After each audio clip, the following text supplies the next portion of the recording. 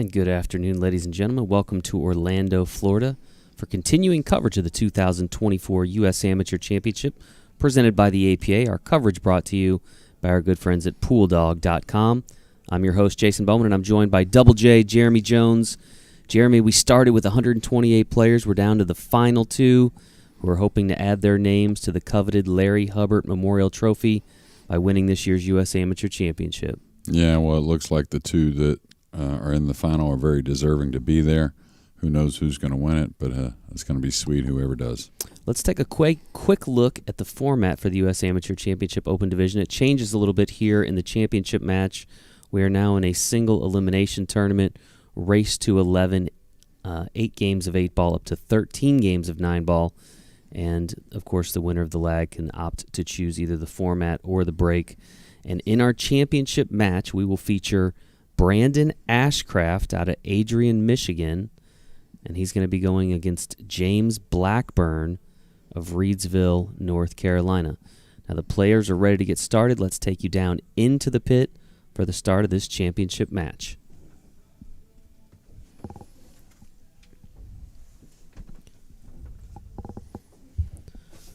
Got James on the left, Brandon on the right here for the lag. A lefty didn't make it into the finals somehow. Hard to believe with as many as we've seen over the last few days.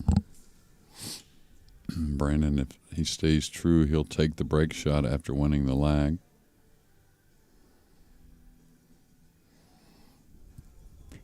Got to believe it's going to be 8-ball most likely as the discipline chosen by James. And it will.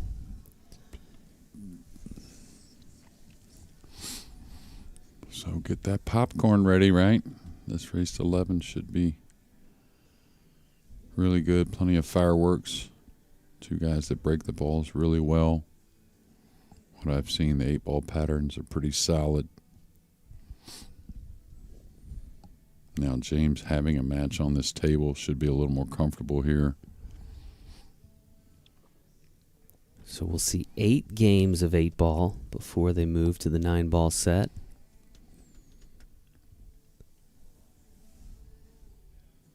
Every match that we've called here on the stream, with the exception of one, has started in the 8-ball set. First match today had a player opt for 9-ball, but other than that, it's been all 8-ball to start. Yeah, Sam Yelmer is that man that chose 9-ball. He's right there, front row. Getting a look at this final. It's his first U.S. Amateurs. I'm sure he'll be back. I think it's Brandon's first U.S. Amateurs as well, right? I don't recall him playing it prior. Could be wrong. I feel like he's been here before, but let me check on that for you.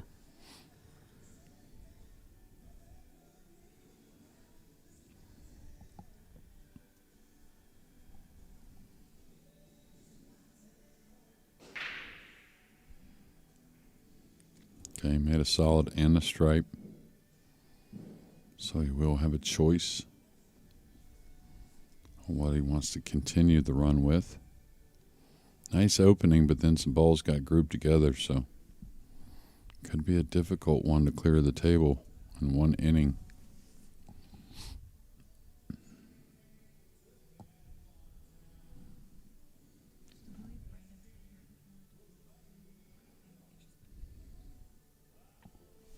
Okay, so got a little confirmation there that Brandon has played this U.S. Amateurs before.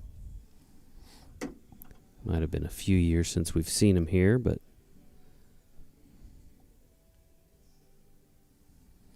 yeah, the 1-ball you can really kind of either play short side off the 6, you can shoot the 7 now and open that 1-9. The 4 is the real issue when it comes to the solids. Gotta believe he's going into the 9-1 off the back cushion. He missed it. Missed them both, so he's going to come down really with not much to shoot at.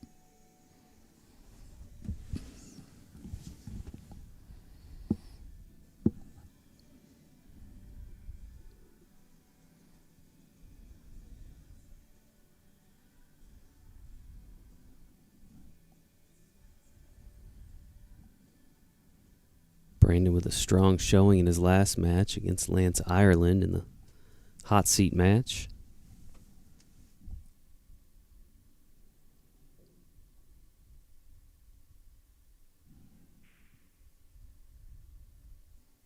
Then he took some time off while Lance and James Blackburn duked it out.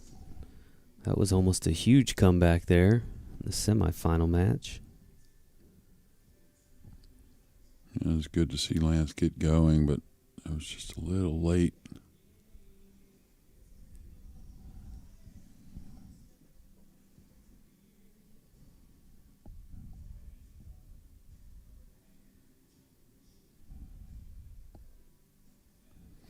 Yeah, lots of issues here.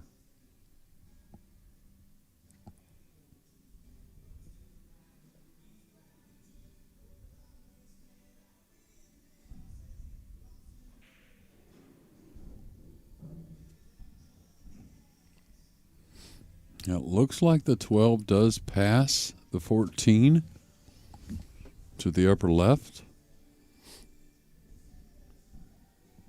Thought it did anyways, and I thought he was getting on the 11 to shoot that 12 to open up the 14, but still some issues with the 1, of course, and the 9.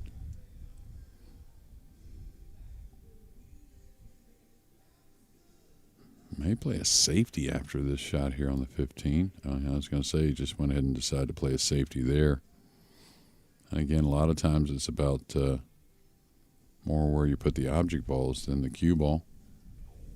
So trying to get a stripe over there near the 9 to give him more options, trying to open that 9 later in the rack. Doesn't expect his opponent to run out here, obviously, after playing the safety.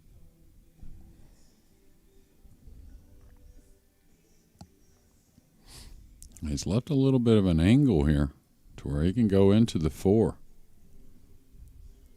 Needs to put some power on it.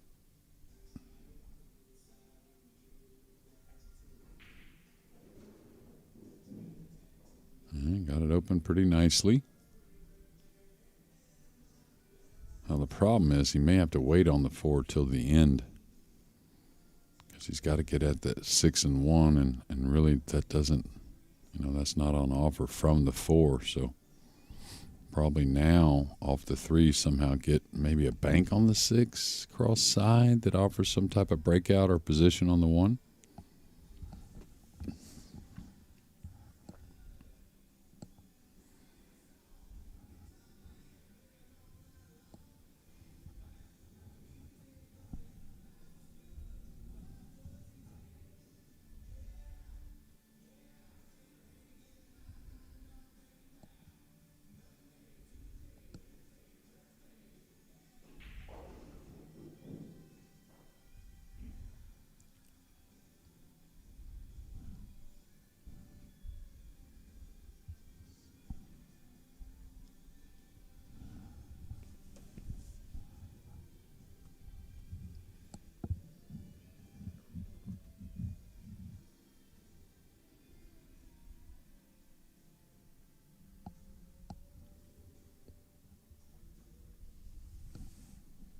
Yeah, I think he can get at the 1, and there's a thin cut shot there that may get him on the 6, but how does he reach it, really?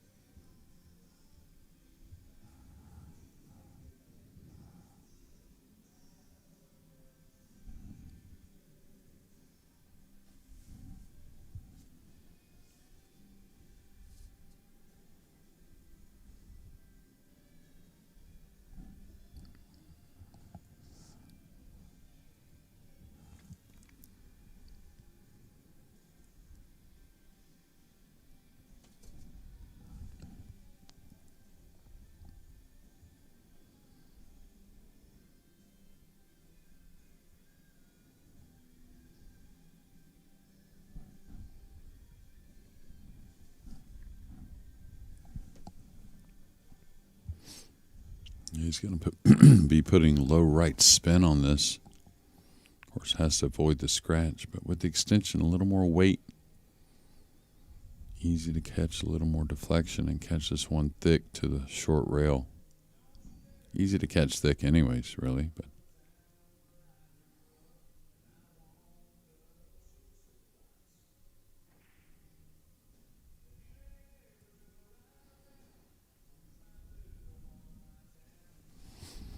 well, the one ball ended up in a nice place for Brandon, really eliminating options, or limiting options, let's say, for James.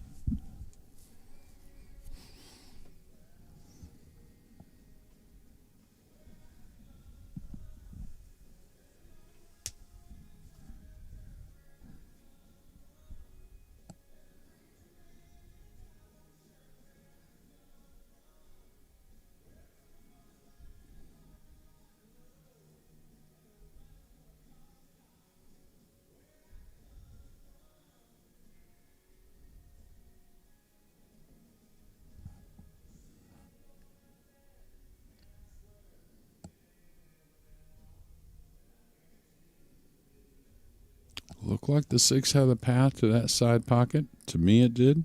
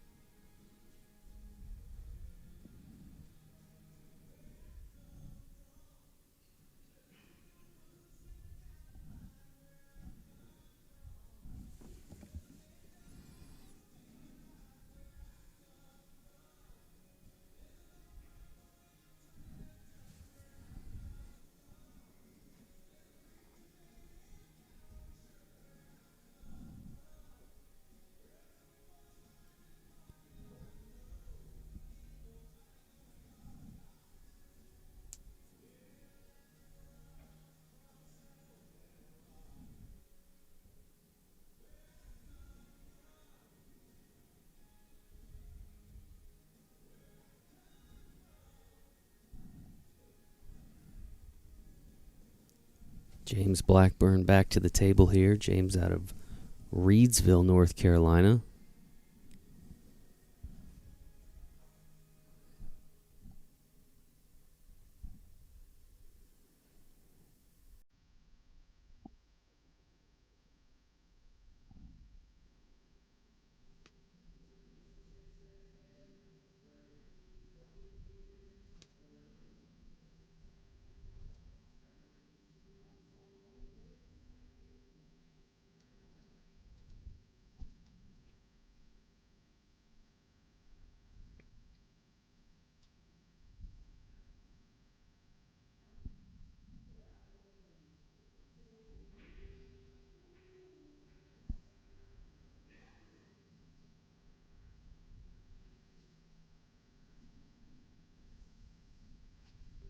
Yeah, that sets up perfect, it looks like. Stop shot on the 6.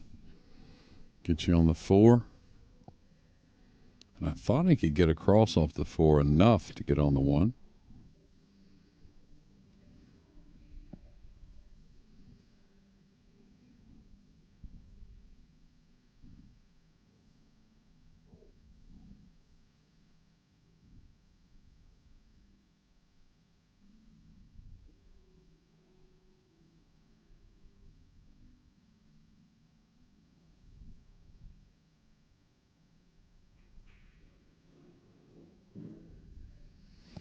He's going to have to take a bit of a shot on the 1, but any shot will do at this point.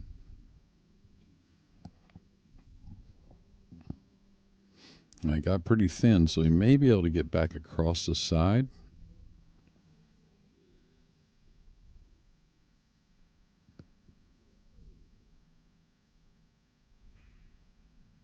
Yeah, he did. Is it too much speed? No, it's real nice.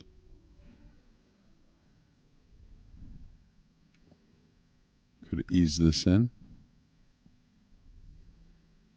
Play for the 8 on the side.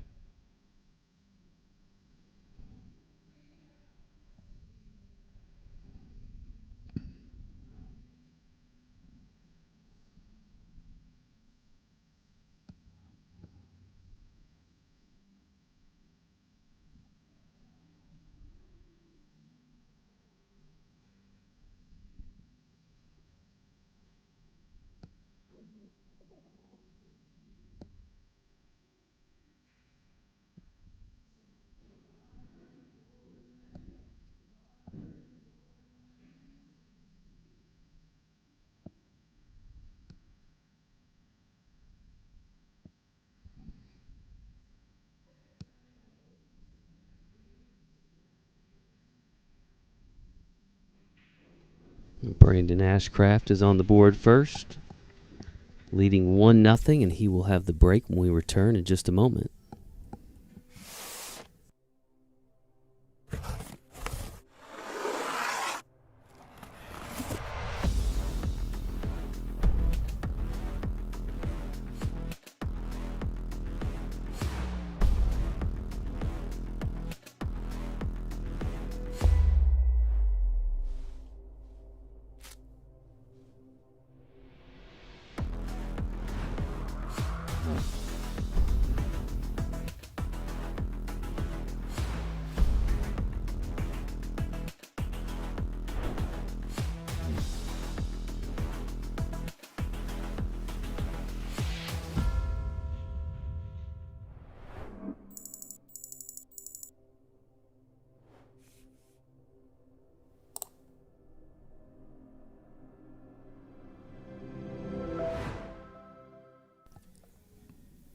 And welcome back to Orlando, Florida, continuing coverage of the U.S. Amateur Championship.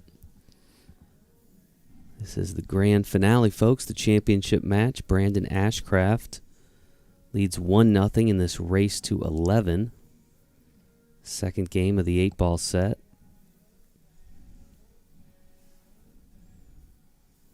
Brandon is out of Michigan.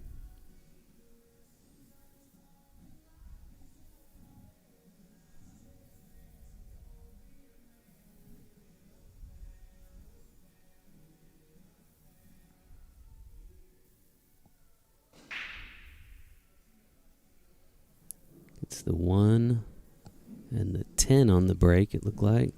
Yeah, the 8 neared that side pocket as well.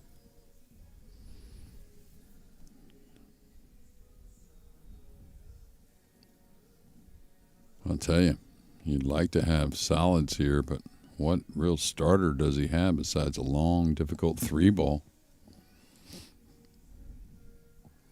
Now, the stripes, they're a little more work, but they're definitely playable. And you want to take the stripes just because you don't want to take on the 3 if it's just, unless you just absolutely have to.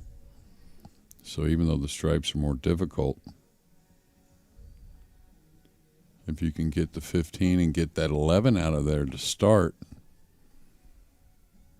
that would go towards a lot. I would leave the 12. I'd come to the center of the table really trying to get on that 11. That way the 13 gets open and maybe get a pocket for the 14 also. Yeah, nice shot here.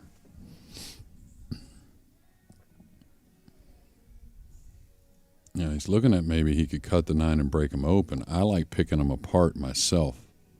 I like shooting the 11 and going 3 cushions and trying to get on the 13. Yeah, just come 3 rails between the 3 and 6 with the cue ball. Right back where it's at now would be great.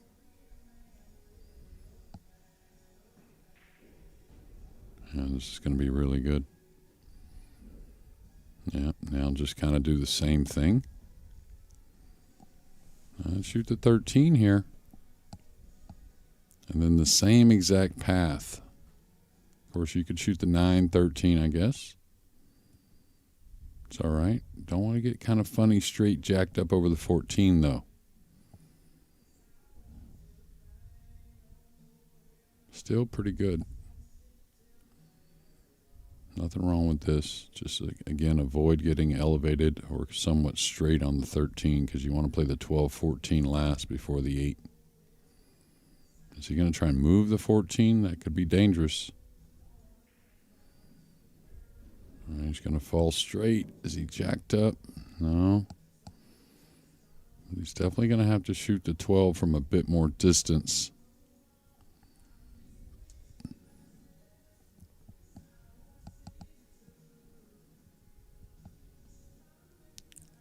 Another reason why I may have shot the 13 there. If you go 3 rails, you don't like the 9, you can shoot the 12, then the 14, then the 9. Save it for last, but looks like he's got to cheat the pocket here a little bit. Trying to go to the short rail and then back up. Desperately wants an angle on the 12. Oh, he just took what he could. So a true tester here coming up. Now, does the 14 go off the 8? I would look at that. I mean, reason being is if it does, that kind of slides you over for the 12. Now you're moving the 8, so some funny things can happen. But it's a very open top end of the table besides the 2 ball. So if the 14 slides in off the 8, pretty hard pressed to think you're not going to get some kind of shot on the 8 later on. I would entertain it. Now here I want to go forward if I can. And you can handle some distance on the 14.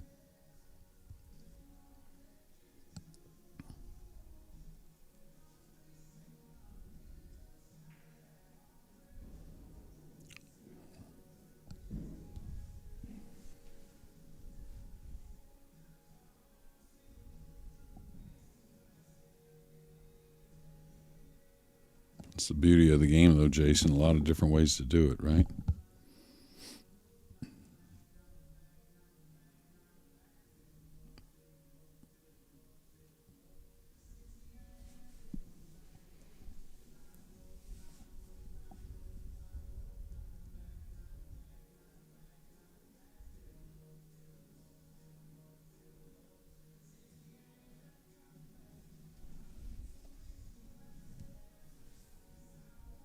If you're just joining us, you're watching coverage of the U.S. Amateur Championship from Orlando, Florida. This is the final match.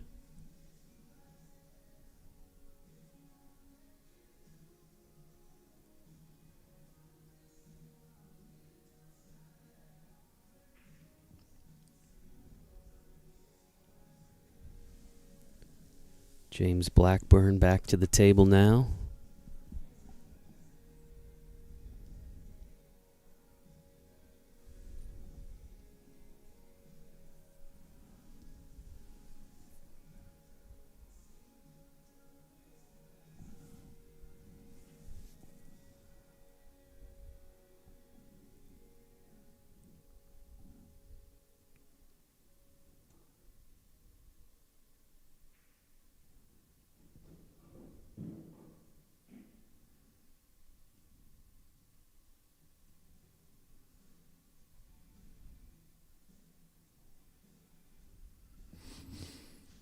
Everything kind of right in front of James.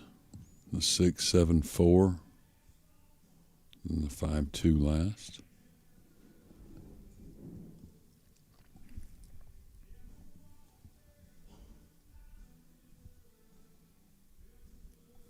James jumped out to that big lead in the semifinal match over Lance Ireland and kind of let things get away there for a while. Was able to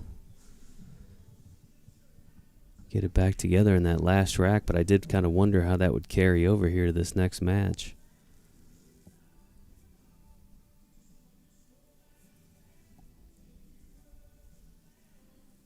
Yeah, a little stretched on the 4, a little more angle than he probably wanted.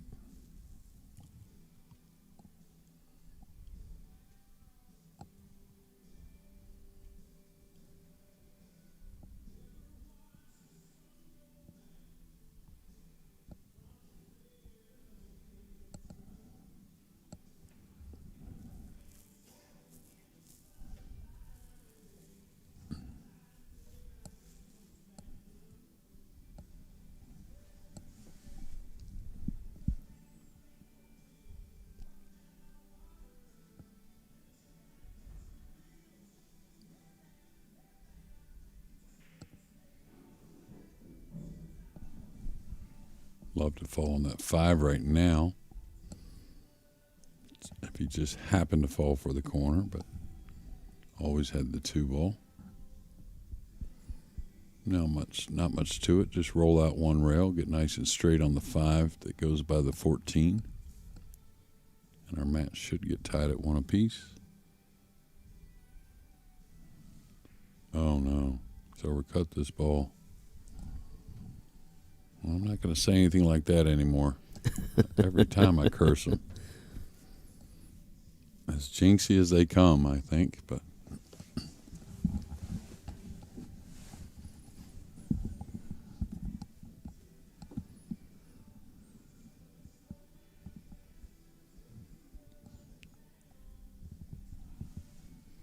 it'd be interesting to see if he comes past the side here. Could just kind of lay up and cut the 8, no problem. Going with a high ball.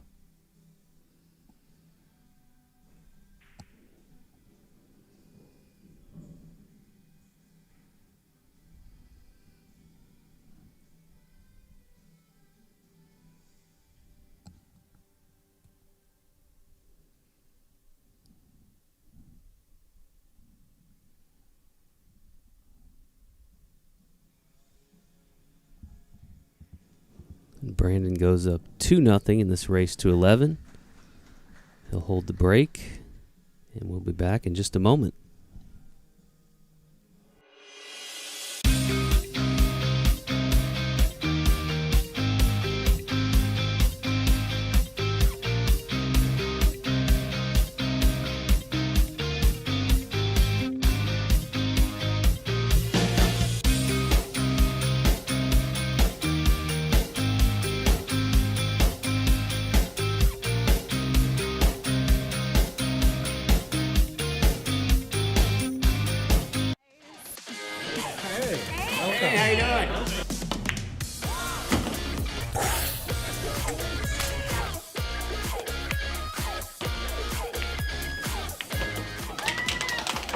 I can't believe it. You did it. We're going to Vegas.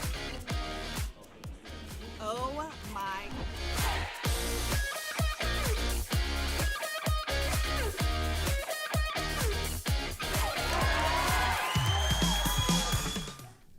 Welcome back to continuing coverage of the U.S. Amateur Championship from Orlando, Florida. Brandon Ashcraft has taken a 2-0 lead in this race to 11 over James Blackburn. Brandon with the break once again. Yeah, playing the second ball break. So again, watch the 10. I sometimes shoot right in that corner off the corner ball and watch for the 15 cross side. Other ones are kind of random when they fall, but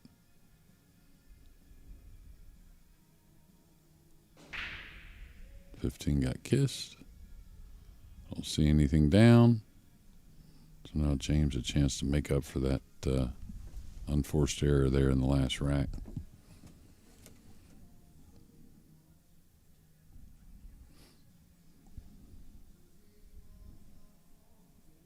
Looks like stripes are a little better at first here. I think the 14 goes. That helps things.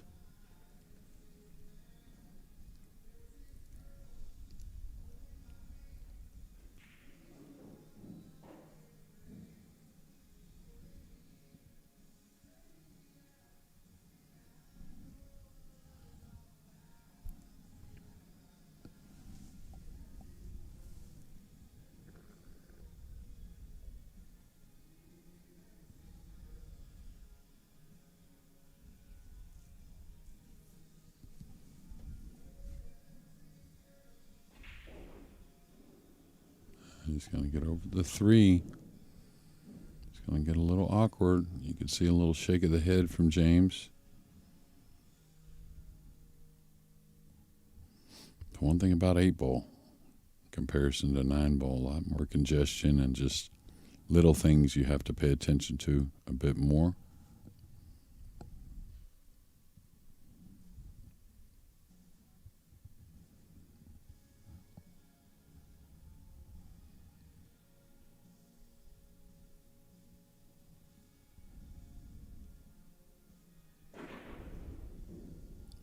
Big draw stroke trying to get the cue ball to maneuver somewhere.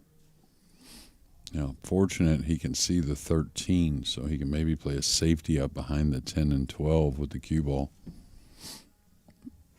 One of those rare occasions. I don't think you'll get ball in hand off of this safety, but you may. This doesn't come up much in 8-ball.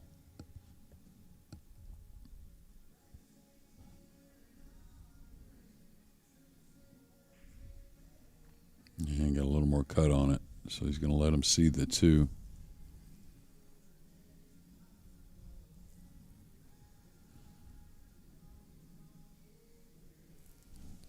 Give a shout out to all of our sponsors, Diamond Tables, Action Cues, Aramith Balls, and our friends at PoolDog.com. Appreciate all their support, helping us bring you this great coverage throughout the last several days here in Orlando.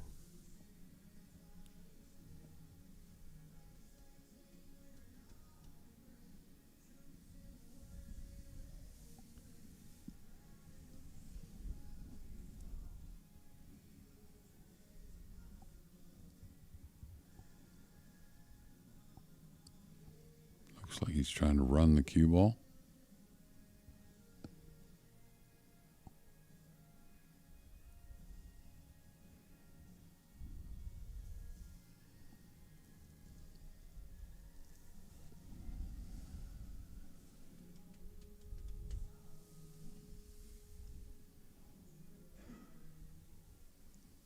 This is James' second appearance in the U.S. Amateur Championship, played back in 2022.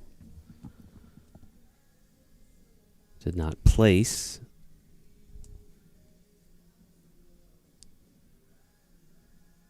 Here he is in the championship final.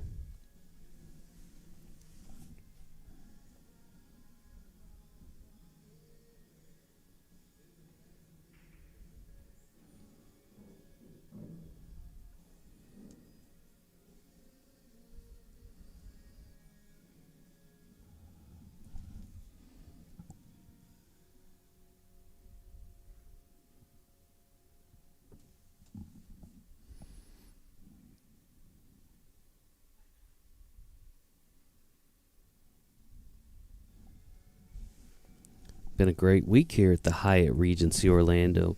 Quite the property they have down here. Yeah, we just didn't make time for Disney. That's it. That's that all we missed. More important things than Disney. This U.S. Amateurs. So I don't know what he's going to do here. Maybe he tries to cut it. I don't know. He's just going to try and lay it up over the pocket. Try and just make things difficult. I would leave the cue ball on the end rail. Maybe double kiss this towards the hole. He brought it up. Trying to make Brandon earn it.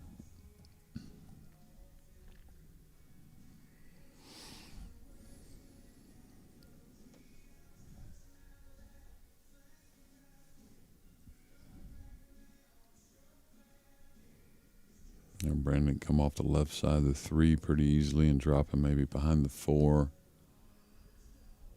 It's not too worried about giving up the shot on the 12. You just don't want to give up a lot of angle where maybe James can produce something.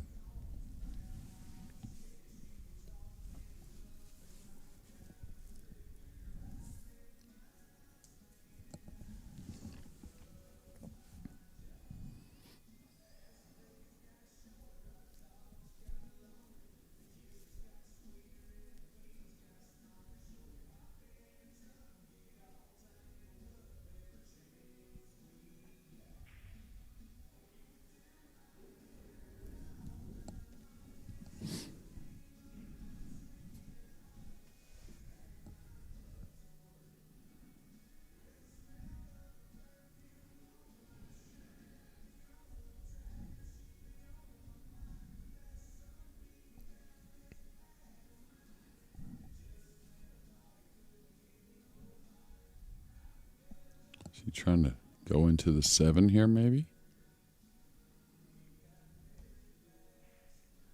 just lightly. Trying to open those balls.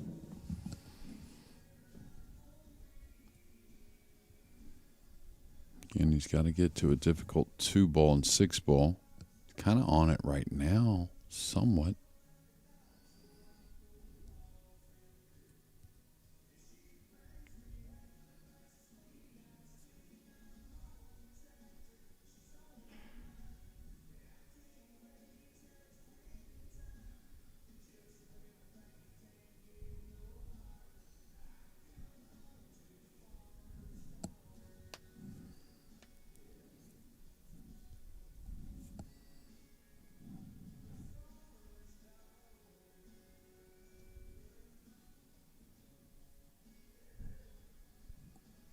It looks like he's going to try and make the out, so unless he's real convinced on that 2-ball that he's going to hold position on the 6, I wouldn't wait too long on that.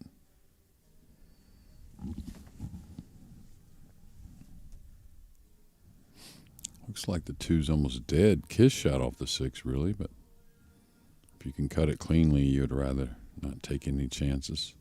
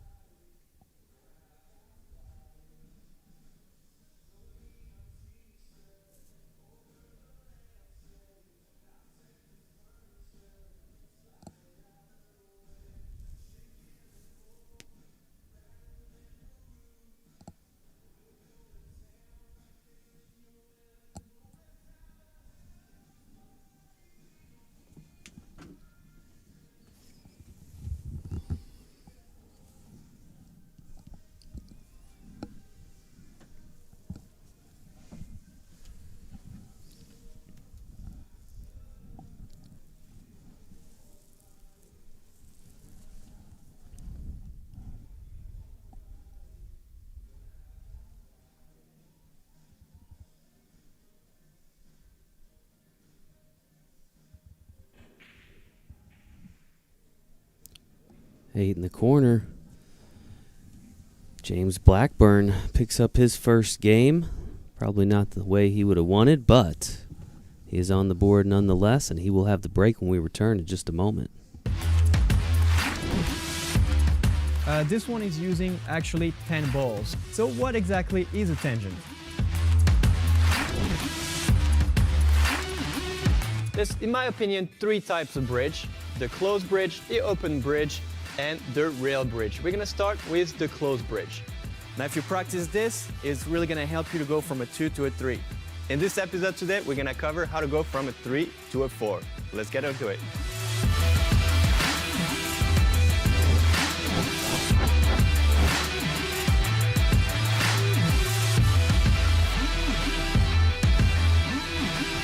The more you're gonna do it, see, as you can see, I touch sometimes a little bit of it.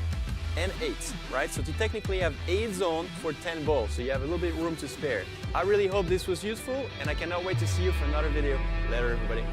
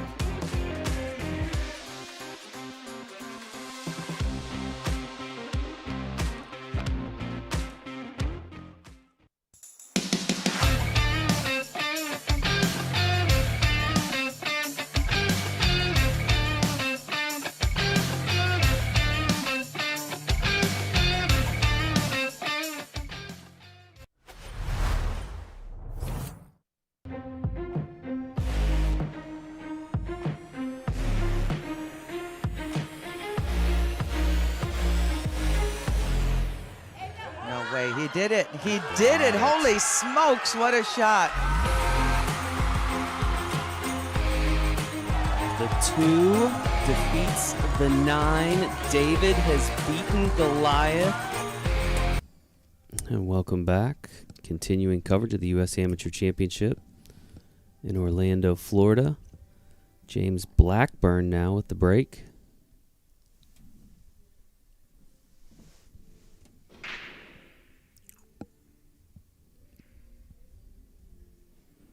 Ten-ball drops in the corner pocket.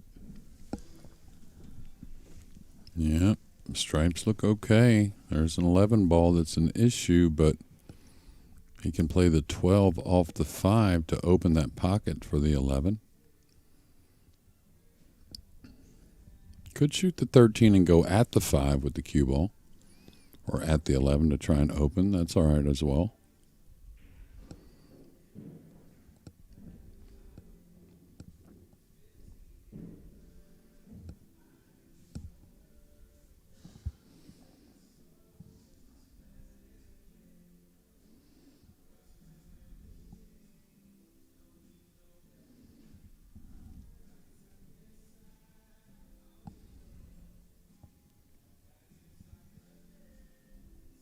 This is the 4th rack of the 8-ball set.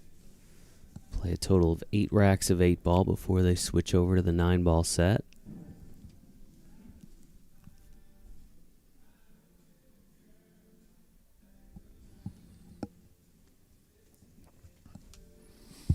All right, he's got to shoot from distance. Excuse me, and he's got to move the cue ball pretty decently to get out to the center of the table. Still got a 9-ball that's... Oh, he could cut the 14. It's definitely a better option. Is he going to move the 15 here? Is he going to go into the 9? All right.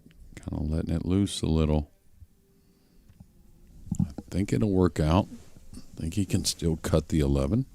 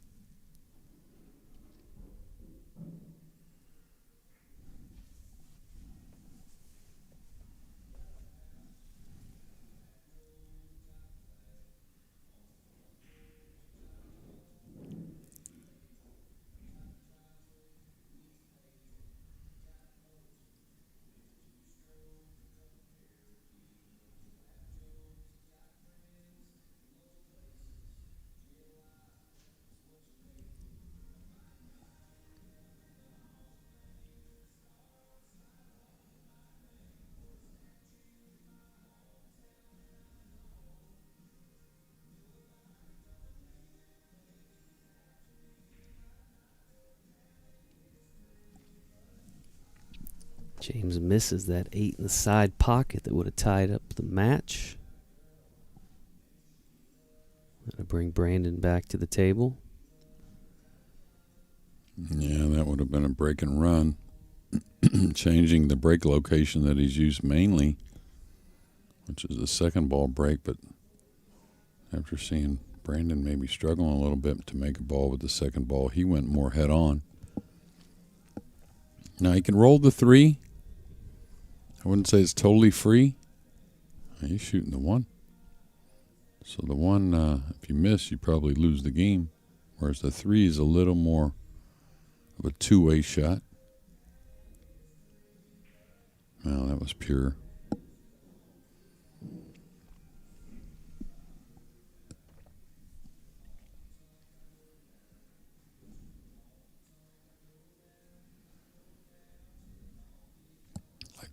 4 as quick as possible. And no reason to wait on that ball. The 3's very clear.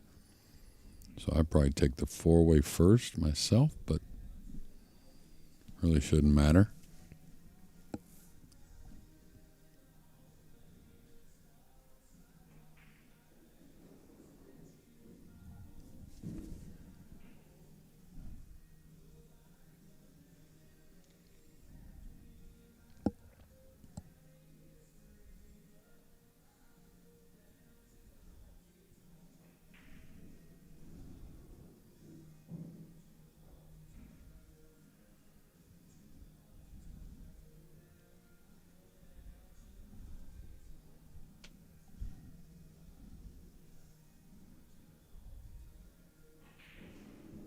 Uh-oh. Watch out.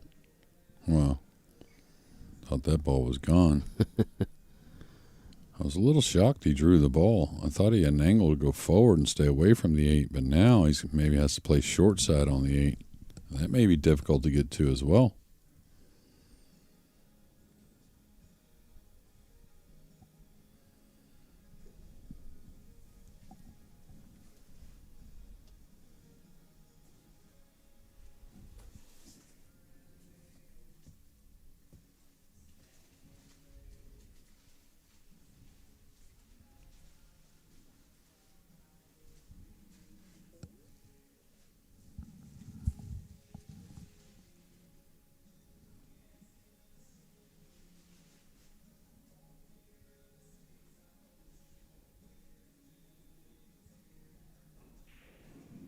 That speed looks really nice.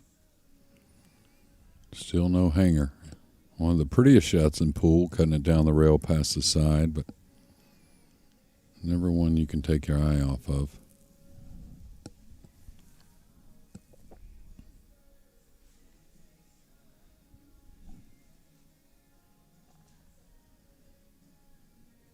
Kind of ball I like to shoot a little more than roll it.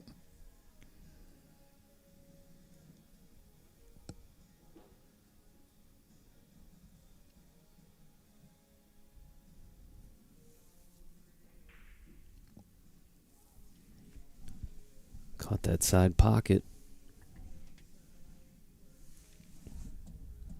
Another chance for James to even this match at 2 games apiece. Yeah, big time.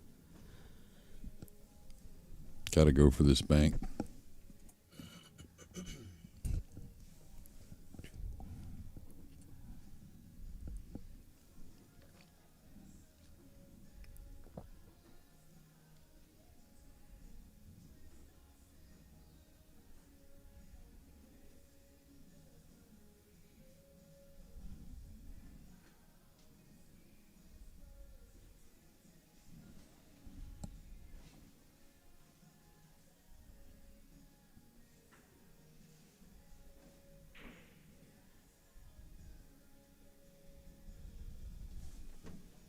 Uh-oh.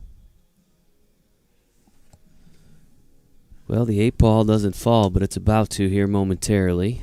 Yeah, it may as well have. It was an out of turn 8 to get James on the board, but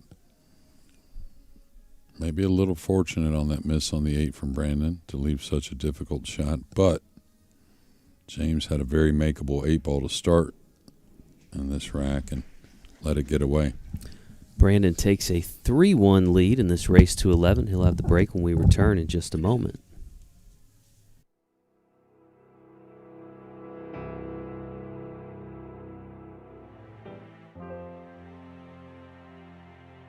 See if Jonathan can make some magic happen somehow.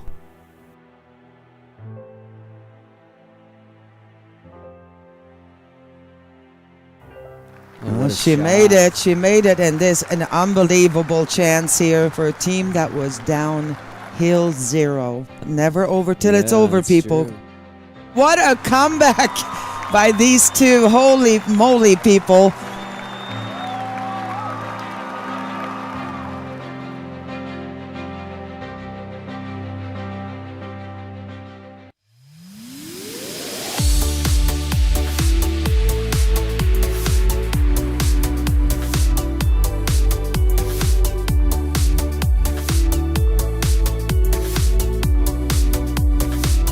All back to continuing coverage of the U.S. Amateur Championship from Orlando, Florida. Brandon Ashcraft with the break once again. Now has a 3-1 lead in this race to 11. Yeah, halfway through the 8-ball side of things, that'll be 8 games played.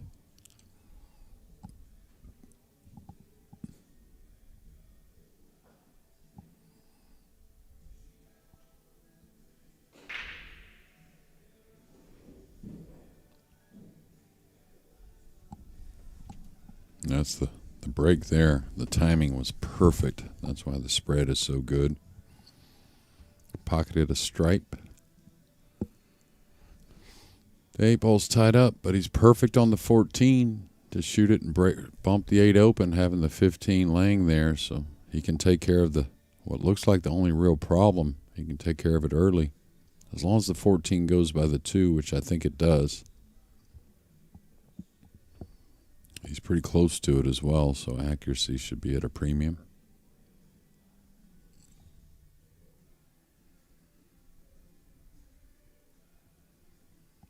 It looks like just a little soft draw stroke. Again, the 14 must be a little tight, so trying to gather himself. Important shot to really try and make the run out.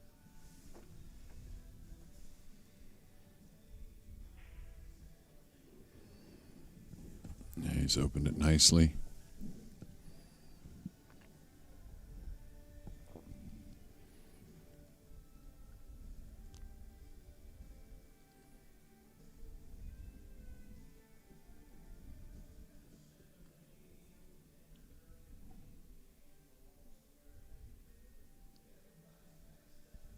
You'd love to shoot the 15-9, then the 12-10-13 last.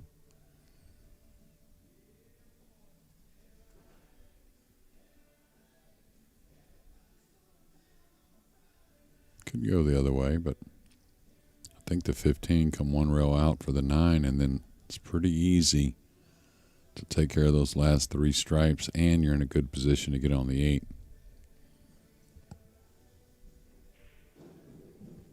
Oh, that's the shot I saw, just perfect there.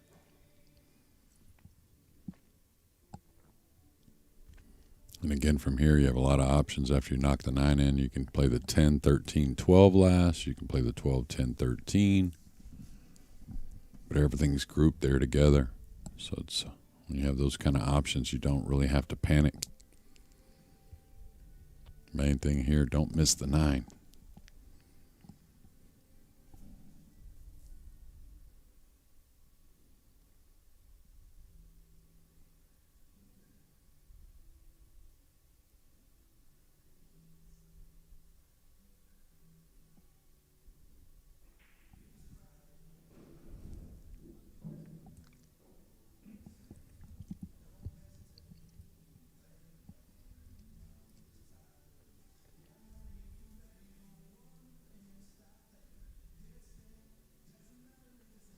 You know, if the 13's any kind of tight going by the 5, you can draw back for the 10 first. Which the 13 to the short pocket leads you to the 8 a little better than the 10 would. So maybe, 6-8 inches of draw here. I don't think when he shot the 9, he really looked at the option of playing the 10 next and then the 13-12 last. And again, if the 13's any kind of tight, both these players have the skills. Don't back off here. Just draw the cue ball a bit. Play the 10 first.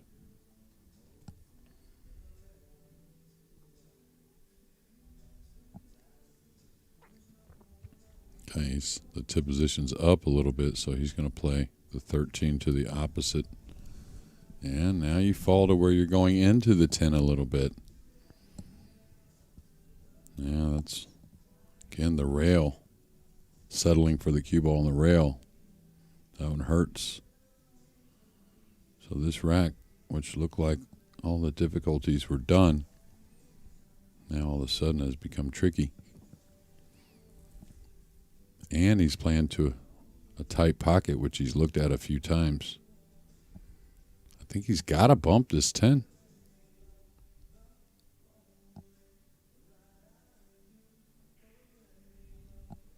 Good thing for him, that side of the table was very open.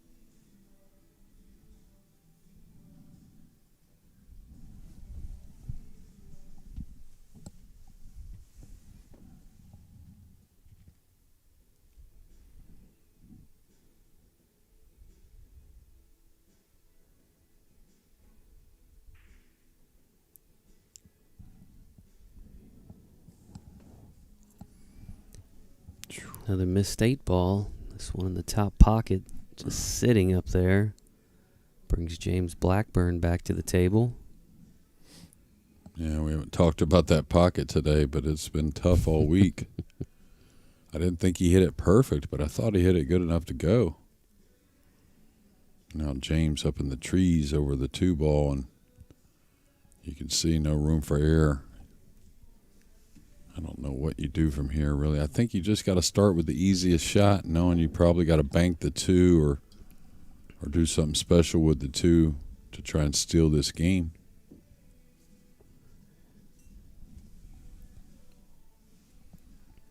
Hate to try and play a tricky safety, from a tough position, and then a savvy player, kicks it in or jumps the ball in like Brandon. And so I think he's got to try and knock a ball in here and make some kind of incredible out.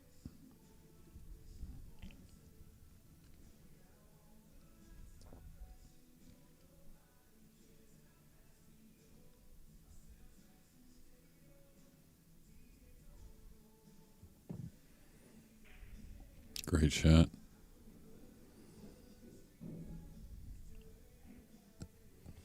Tell you, it looks like the 2's off the end rail enough.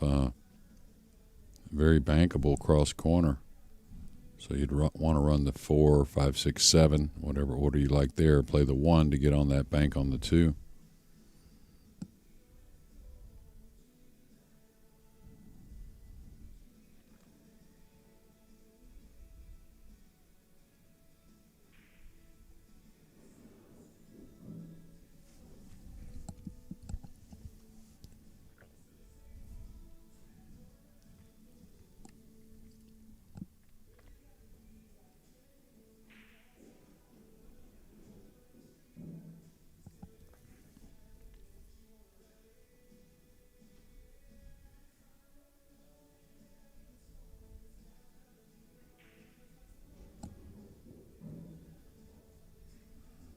Did he get kind of straight here?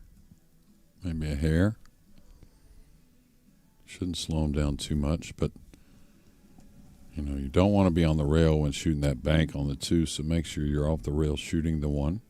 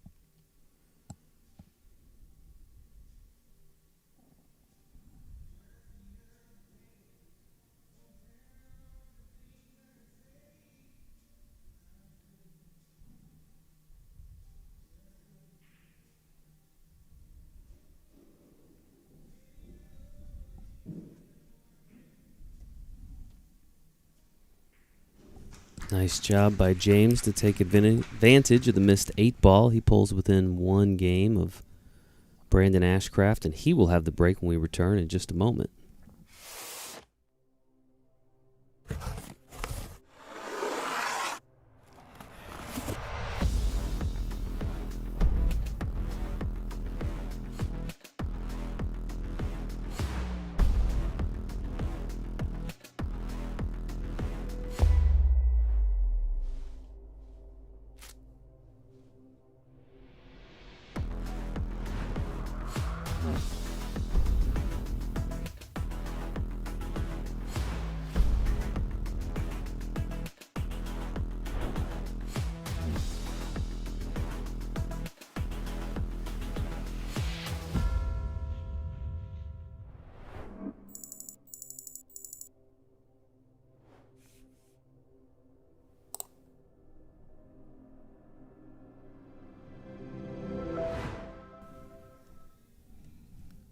Welcome back to continuing coverage of the U.S. Amateur Championship in Orlando, Florida.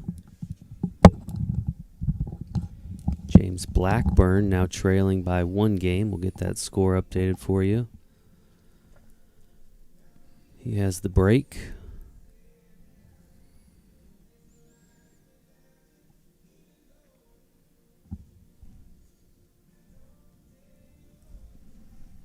Sixth game of the 8-ball set. Play a total of 8 games of 8-ball.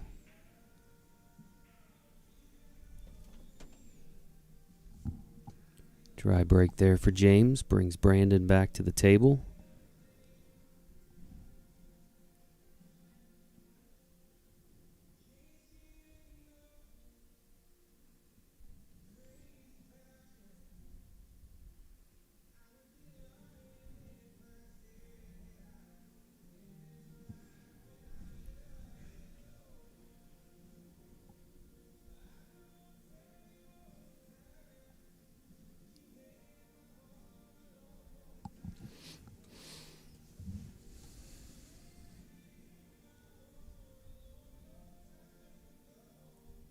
Yeah, both the solids and the stripes have a bit of issues.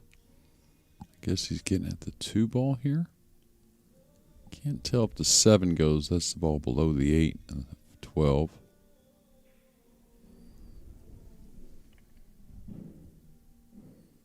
And good overhead look there. Maybe the 7 does play. 3's kind of out in the middle. No man's land a little bit. Does have a few corners though.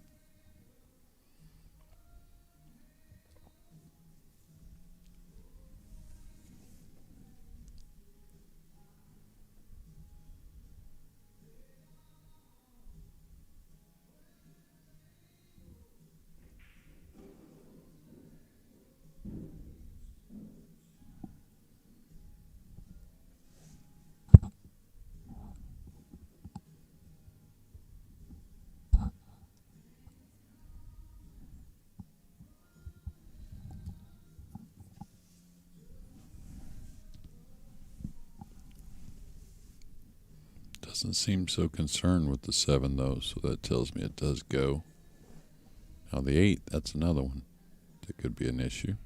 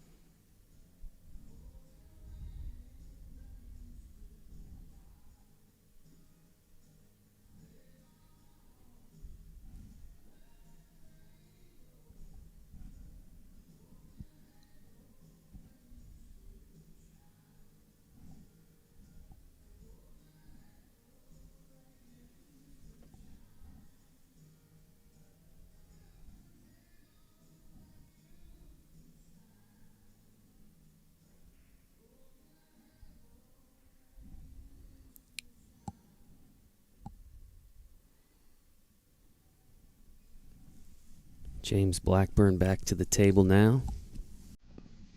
Yeah, I didn't expect that miss. I didn't know if he was going to get the position he wanted, but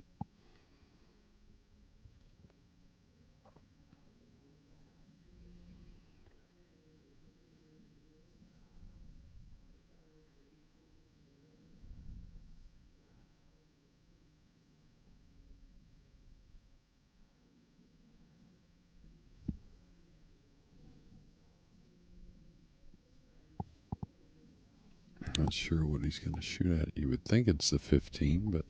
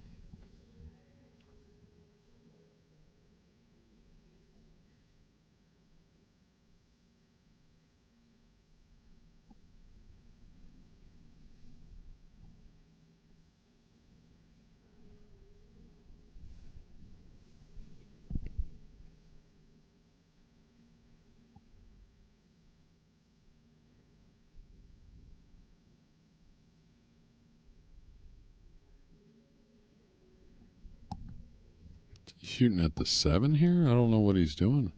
Is he shooting at the 4-ball bank? Okay.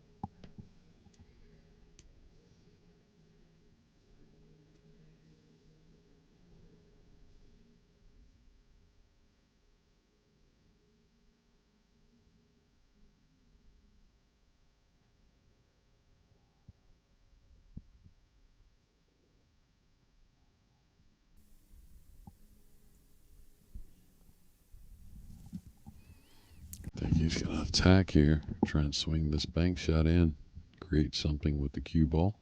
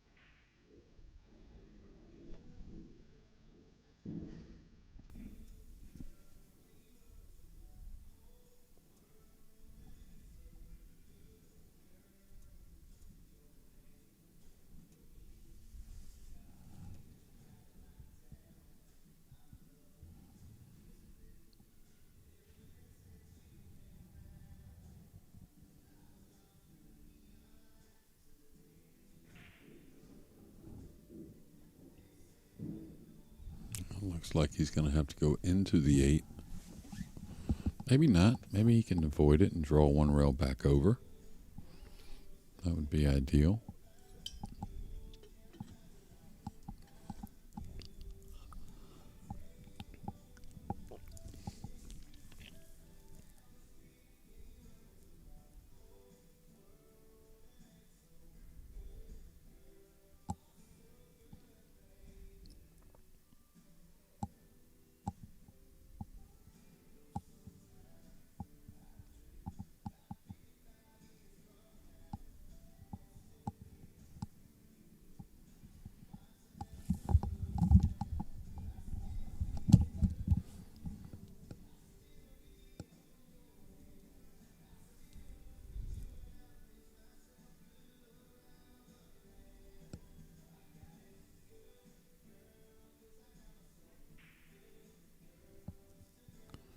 See it all the time. Whenever you're worried about the cue ball, where it's going, so easy to take your eye off the object ball, and whether that be really what happened there, but just seems like no coincidence with so many players so often. Seems like everyone it happens to.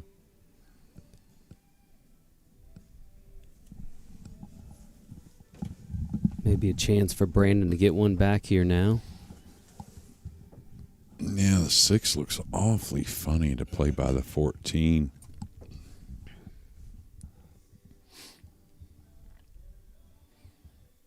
Similar shot he had on the hot seat match. May have to play the 6 first here. I tell you, this is odd. You'd like to think that the 6 does squeeze by, and you may be able to play it at a soft speed to where if you don't make it, you're not giving up much, but you know, if you play the 7, then the 4, then the 6, I'm saying, so.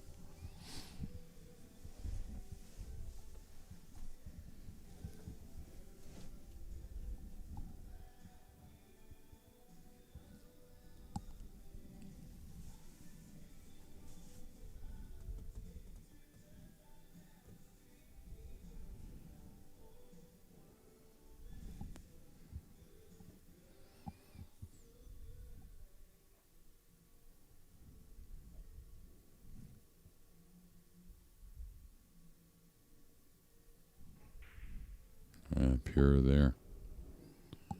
Really good stroke, confident strike.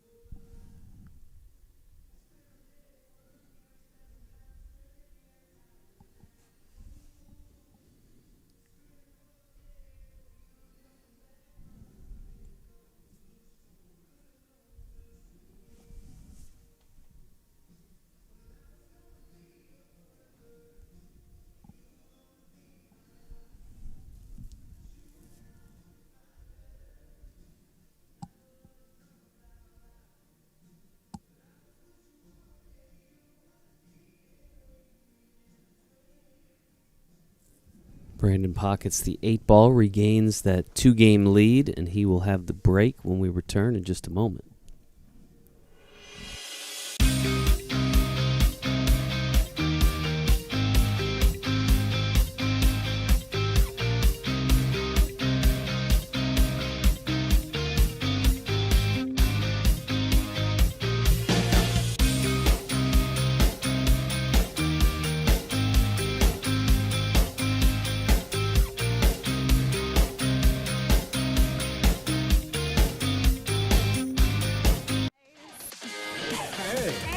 Hey, how you doing?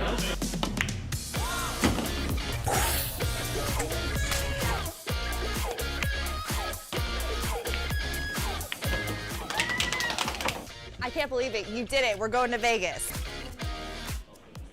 Oh my.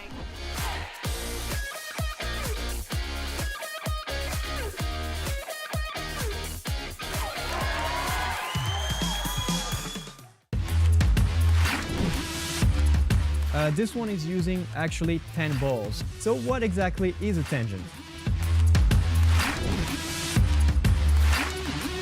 There's, in my opinion, three types of bridge: the closed bridge, the open bridge, and the rail bridge. We're gonna start with the closed bridge. Now, if you practice this, it's really gonna help you to go from a 2 to a 3. In this episode today, we're gonna cover how to go from a 3 to a 4. Let's get into it.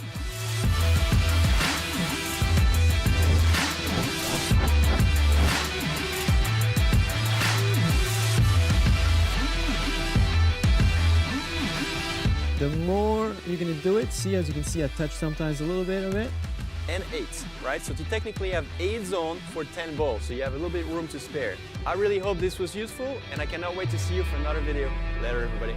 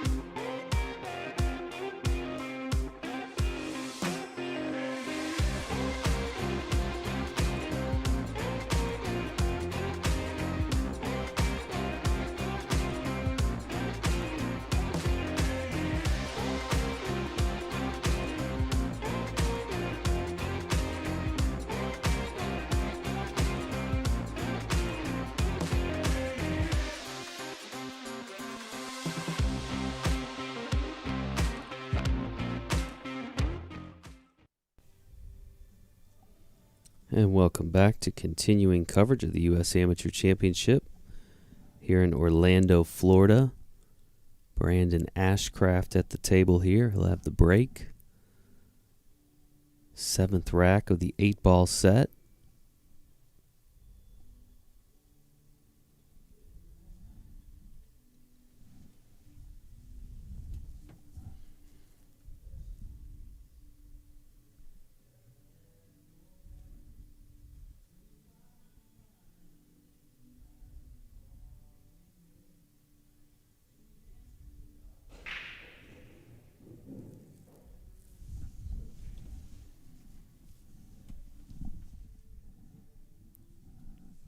Pocketed the 7 on the break there.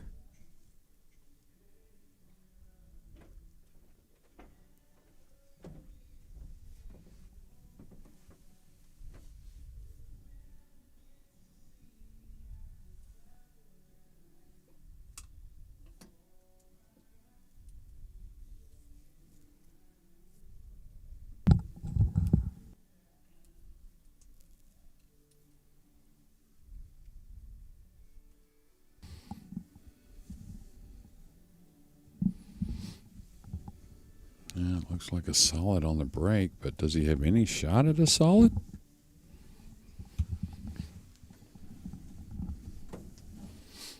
can see the 5 ball, but not much of a pocket there.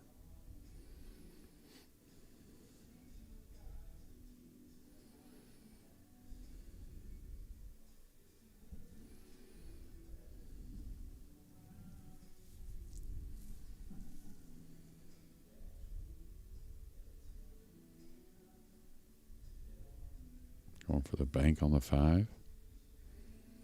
May fluke the 6. He's trying to play the safety.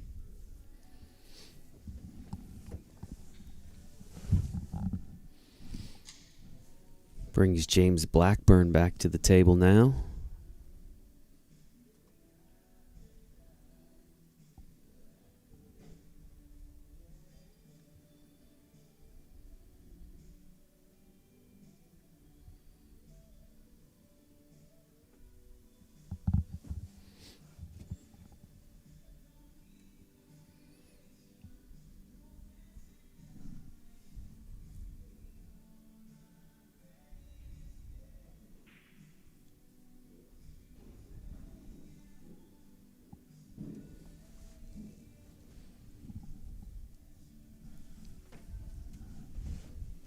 I don't know about you, Jeremy. I feel like Brandon's kind of controlled the match for the most part here. Yeah. He broke the balls pretty well. Got a few extras here and there. Had a breaking run, I think, as well. But missed the 8 ball. Yeah, it could have been a different scoreline. That was a heck of an out by James when that 8 was hanging up in the corner.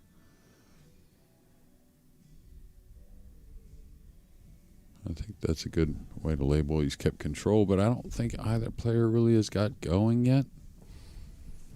I feel like sometimes the 8 ball kind of puts handcuffs on you. Just the layouts can be very difficult. All right, going southpaw here.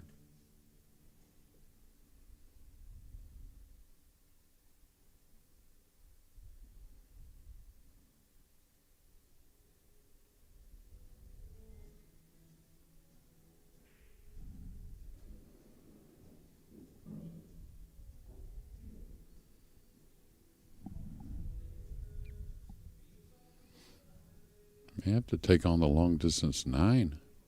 If he can get at it, I think he can.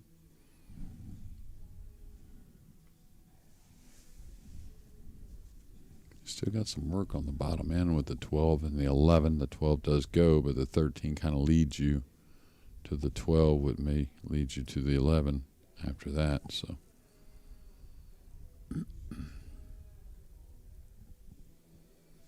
keeps looking in the direction of the 11 and 12, and both those are very missable balls.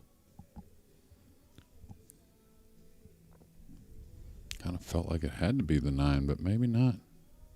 Could shoot the 13.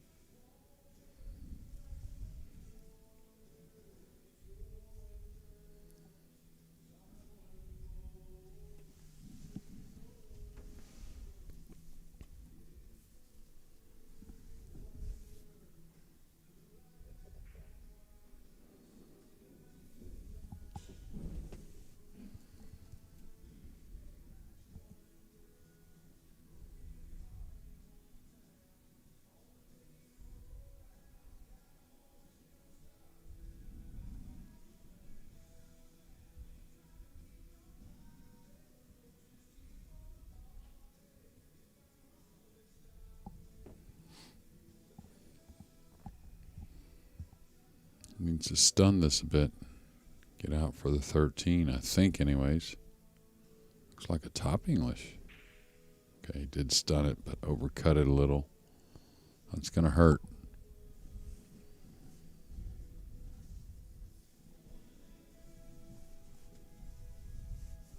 Yeah, Brandon can play many different sequences here to finish this game.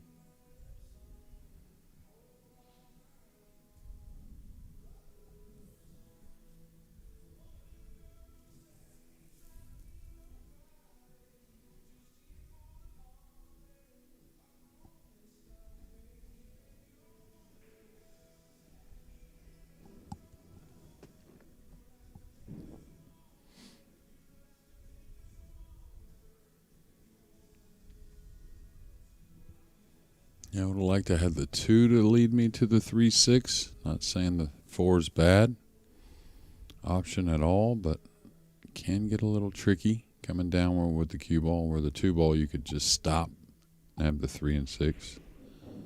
That's what he's doing. He's trying to get to that 2. He overdrew it a little bit, but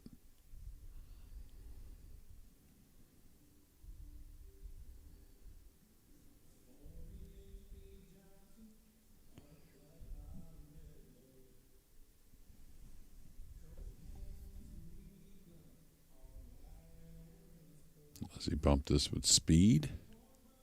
That way the 10 doesn't cause any problems. And he played it on the lighter side, and he's missed the ball.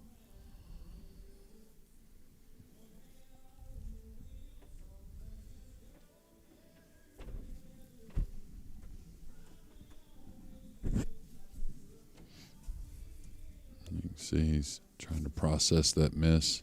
Not too happy about it.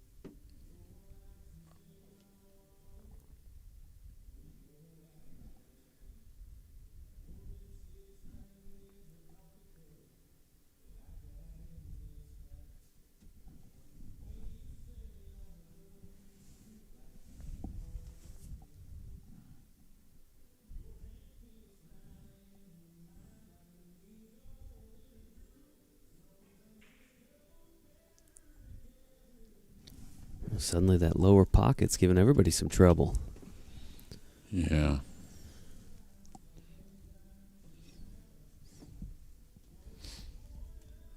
Now again, pretty easy out here for Brandon. They all connect 6-5-2-3.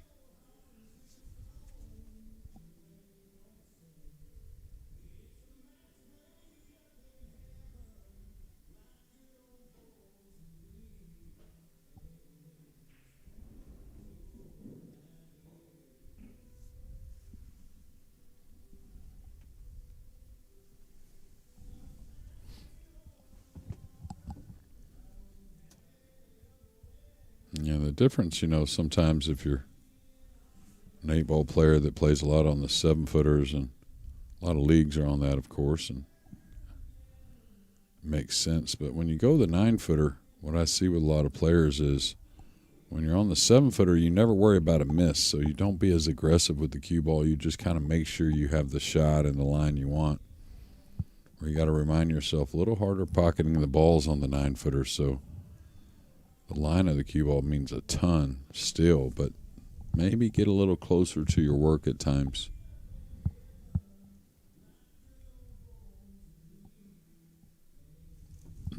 All right, just needs a little bit of a draw stroke to make sure he gets a little angle on the 3 to make the 8 a little easier.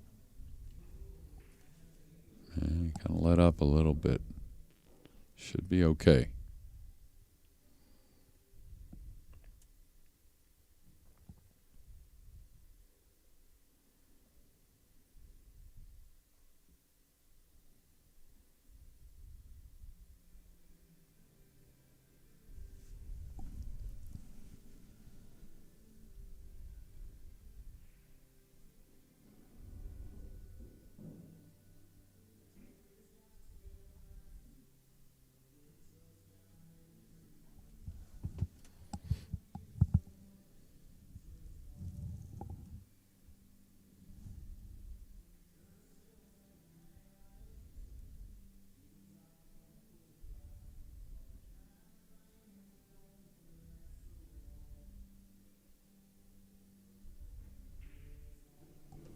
Eight in the side pocket for Brandon Ashcraft. Takes a 5-2 lead. And he will have the break in the final rack of the 8-ball set when we return here in just a moment.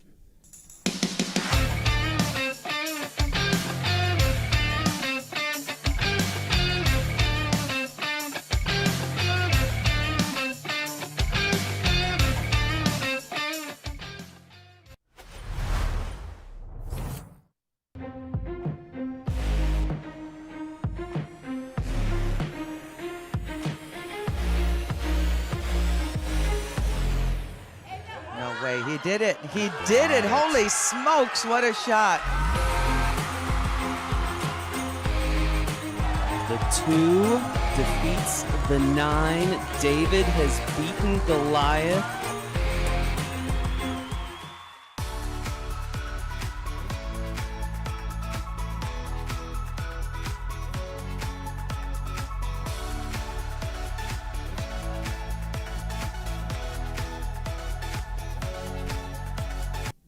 All right, we're back with continuing coverage of the U.S. Amateur Championship from Orlando, Florida.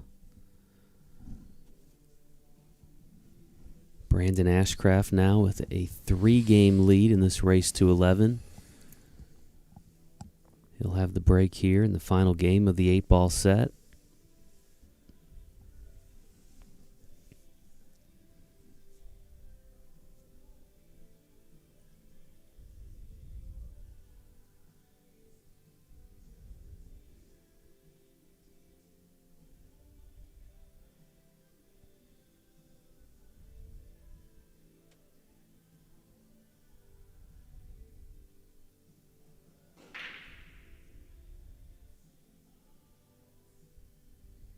Does a 3-ball got enough gas? It does not.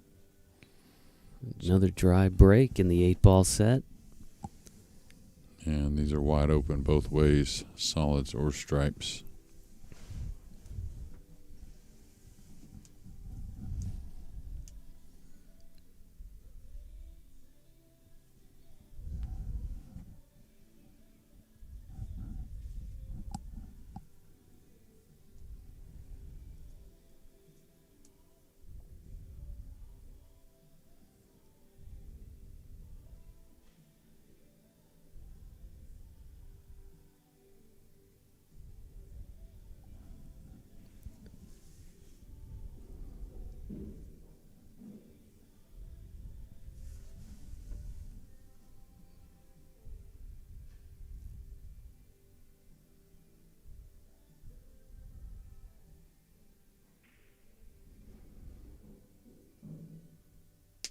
Started this event with 128 players. These are your final 2.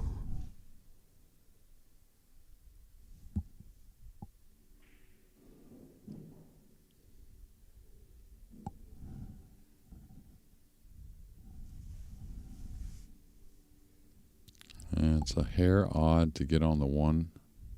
Looks like the angle on the 7's going towards the 9. He'd love to get on the 1 next. Okay, so he's going to wait.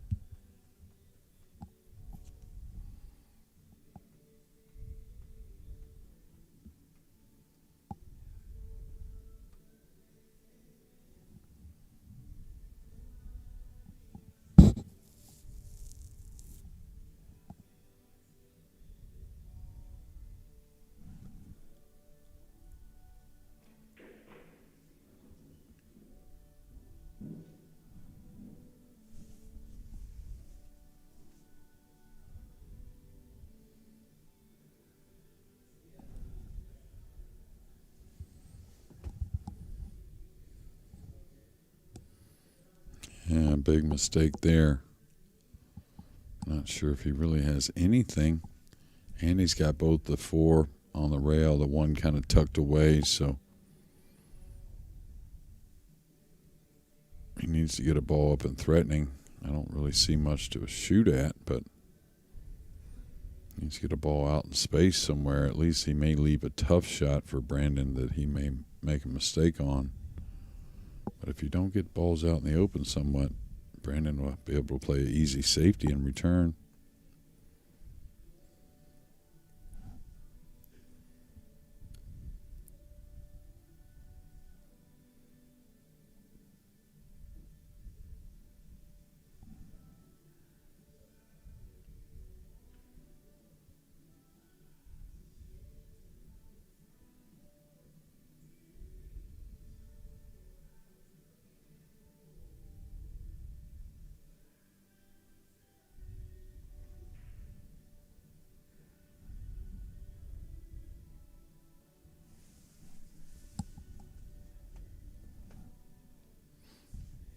Kept the cue ball on the end rail.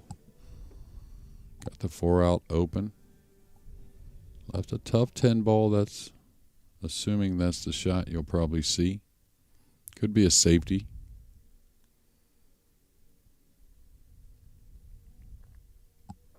I think he probably shoots at the 10 though.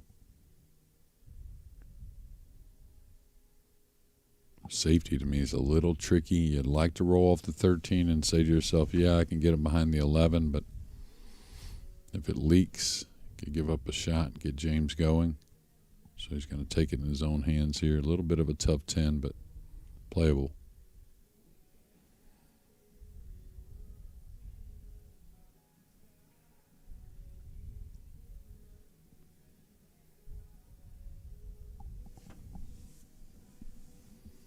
Brings James back to the table now.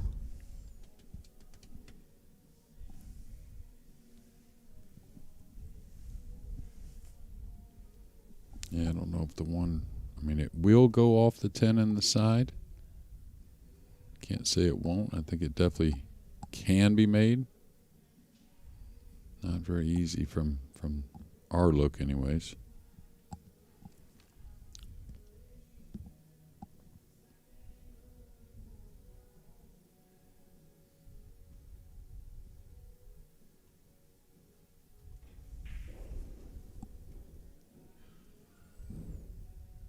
Looks like he's got to hit it easy to make it. And I don't know if easy agrees with holding position on the 8. Maybe it's a hanger. I don't know. But it looks like with speed, it's going to ricochet off the 10 into that near point, the one that's nearest the 1 and the 10. Softer speed, yeah, it could open up a little bit, but then the cue ball's going forward a little, and the 15's going to block the shot on the 8. So again, with speed, which is what he needs, I think the 1 hits the near point. Yeah, I like that. Not a whole lot he could do. I mean, he had to get position. Right.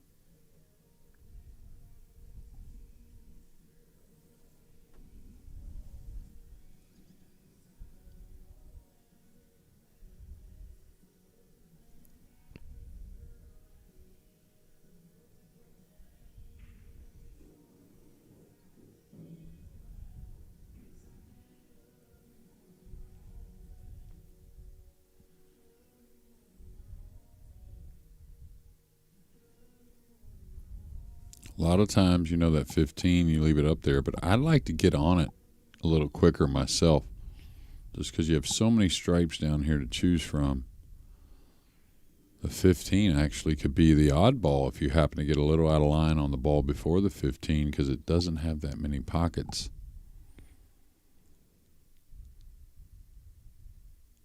Most of the time, you want to leave the ball nearest the 8. But that, again, is a lot of time whenever there's a lot of congestion out there. Here, the table's pretty wide open. So the 15 could end up being the issue.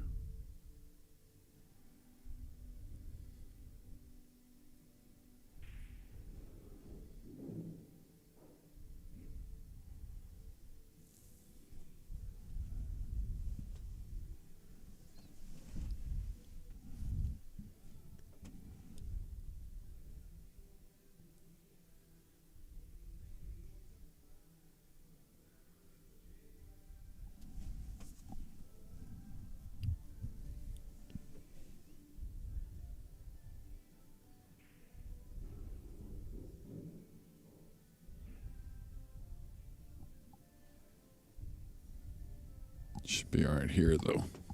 Just draw the ball on the 9, stay a little above the 14.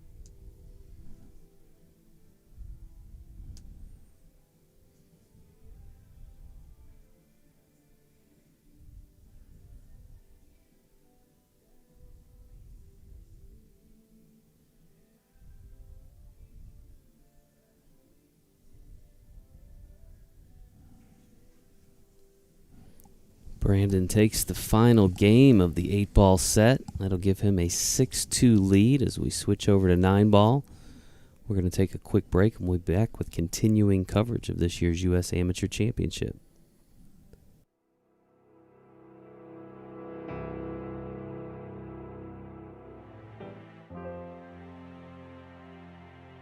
See if Jonathan can make some magic happen somehow.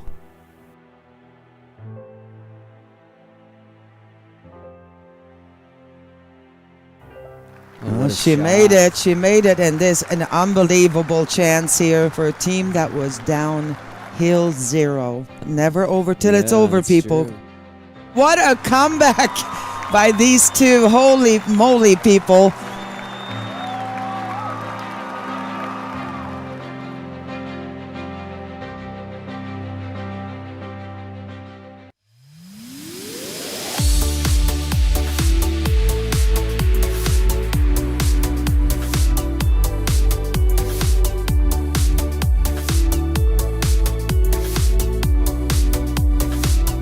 Welcome back to Orlando, continuing coverage of the 2024 U.S. Amateur Championship. Brandon Ashcraft now at the table, leading 6-2.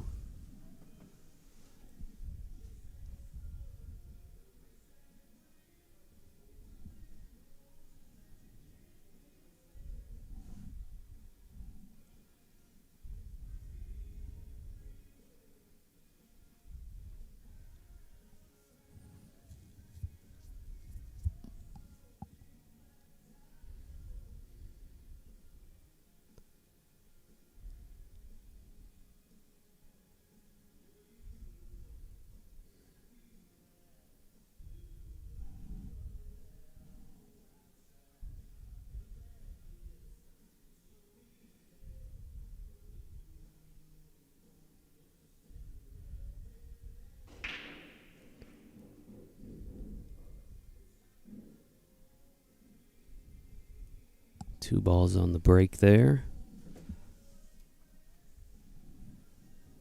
It's like the 2 and the 4 ball are down.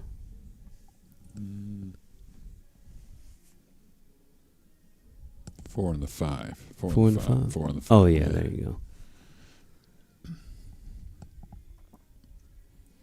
go. He's looking at a safety. Kind of playing the 1 into the 9, trying to bring the cue ball back behind the 3, 8, and 4, or 3, 8, and 2, excuse me.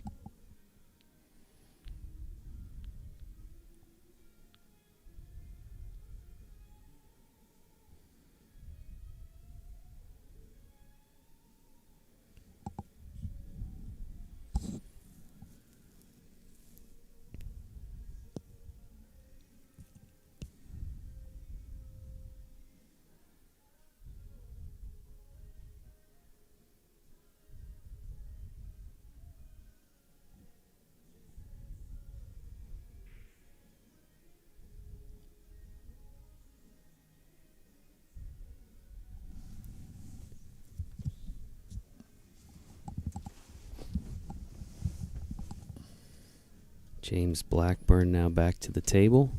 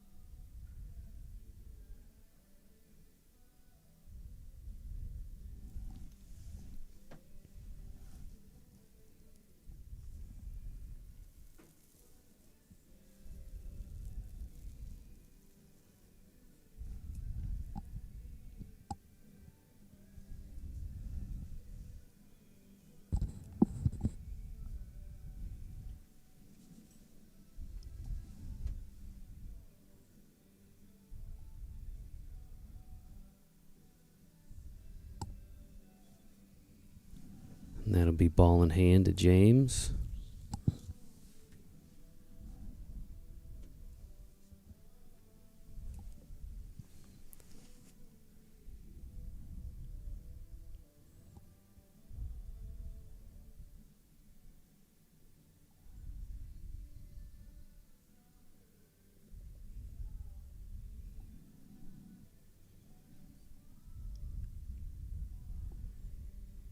All right, he's going to draw this.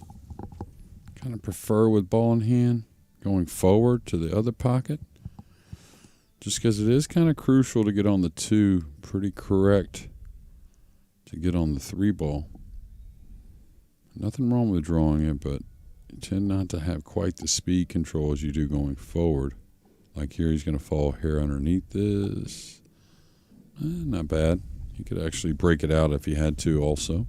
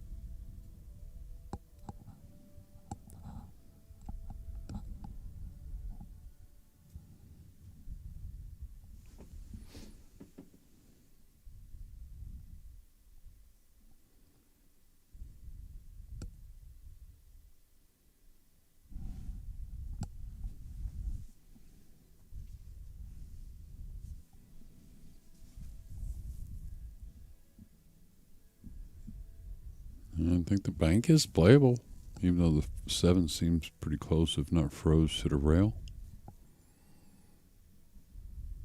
Going with a high ball. Hard to get position if he's playing the bank with a high ball.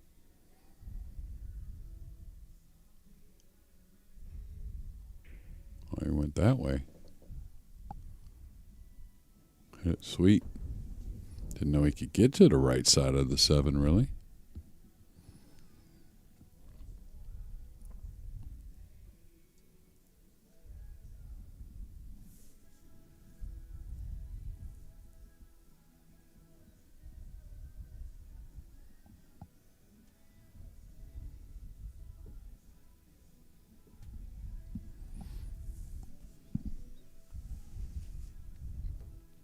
Wow, he's cutting this ball.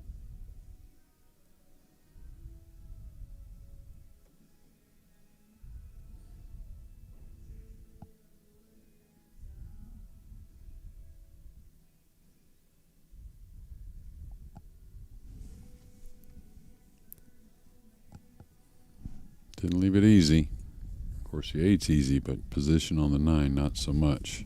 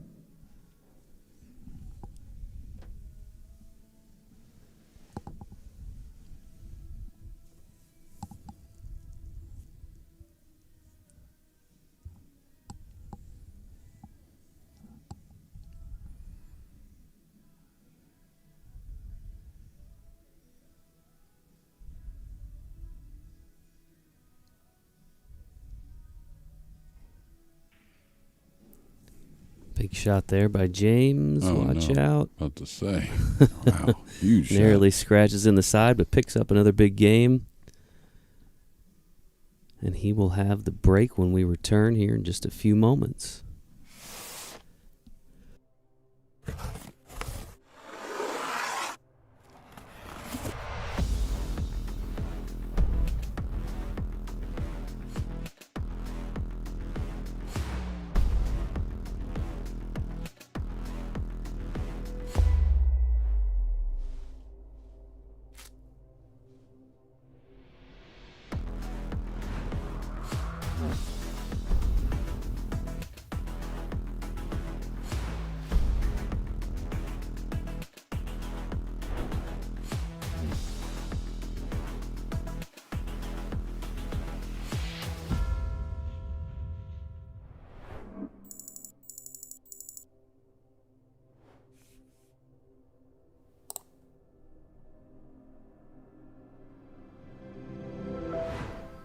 And welcome back to continuing coverage of the U.S. Amateur Championship from Orlando, Florida. James Blackburn at the table now. Trails by 3 games.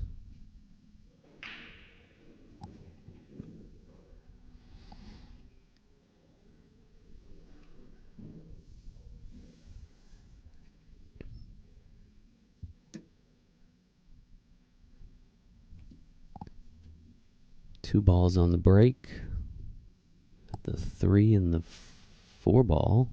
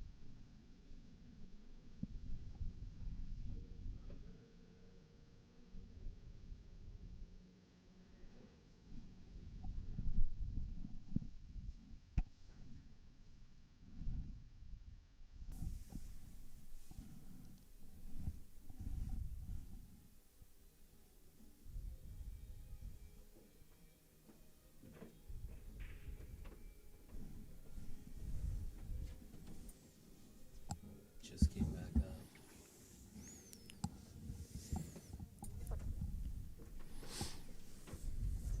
Nice bank there by Brandon. I don't know if he got the shape he wanted. Doesn't appear so. So maybe a kick and stick here. Going to the short cushion. Little draw stroke. Doesn't need a whole lot. Kind of kick the 5 away and hold the cue ball behind the 8. A lot of people, if you're learning about this shot, when you're close to it, it's just like a regular draw stroke. You don't need a whole lot of power, really. Easy to overhit this.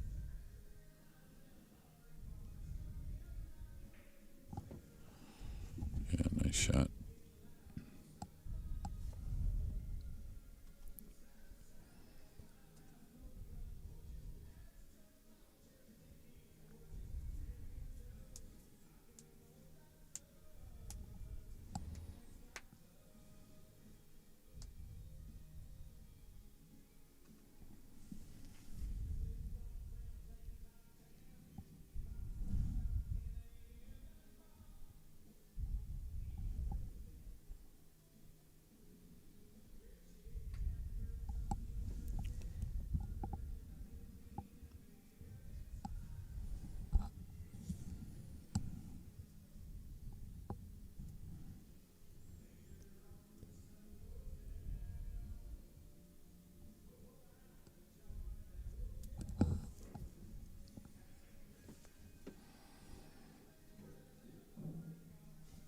Wow.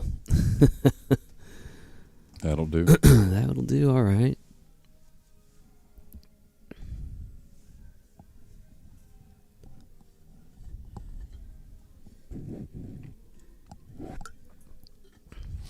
Now, does he want to level out here and go through the cue ball to the bottom cushion and back up? Does he want to elevate, try and stab it in, hold the cue ball that way? Kind of like leveling out here.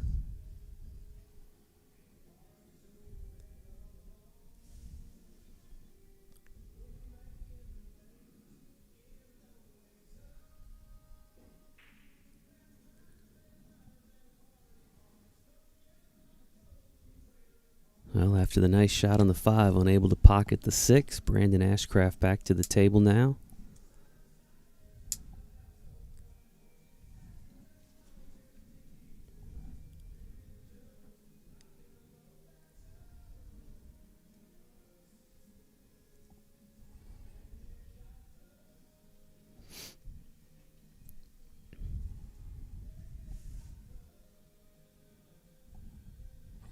Going to try and clip off the left side using the 8 to kind of contain the 6 as he comes down a couple rails behind the 7. Watch out for the scratch by the 7. Oh, he's hit it way thin. He's hit it way thin. He's going to need a roll here. Not sure if he got it. He could see a piece of the 6. I think he can make it.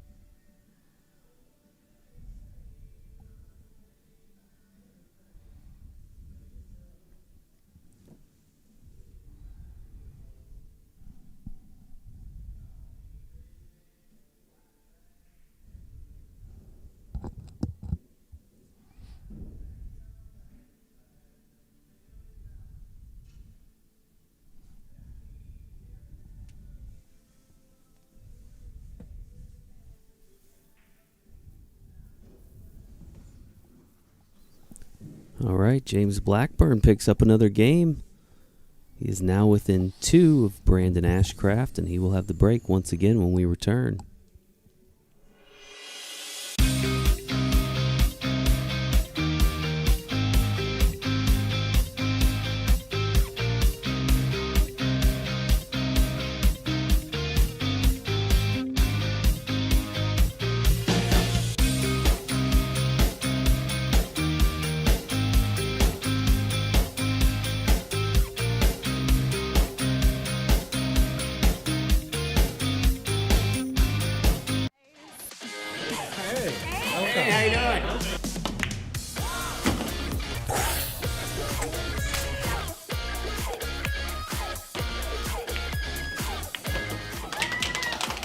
I can't believe it. You did it. We're going to Vegas. Oh my.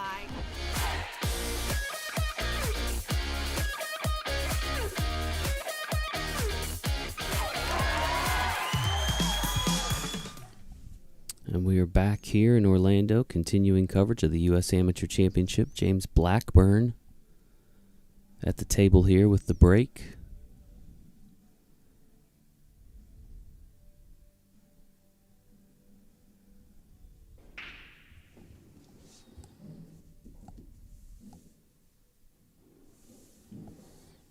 Pockets the 3, 5, and 6 ball.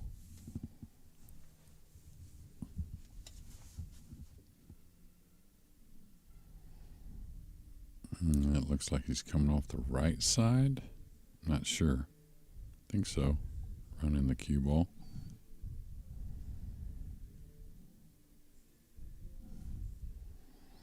This one ball's almost cuttable. Well, technically it is, but when you're going to shoot at or not, we'll see.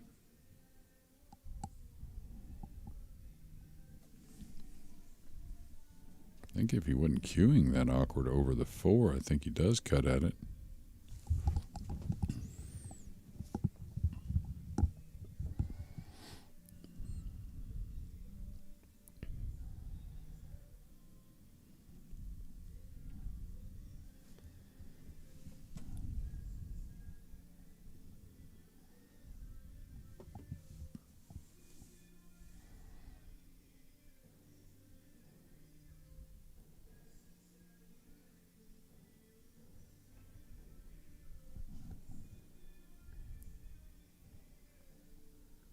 Big roll.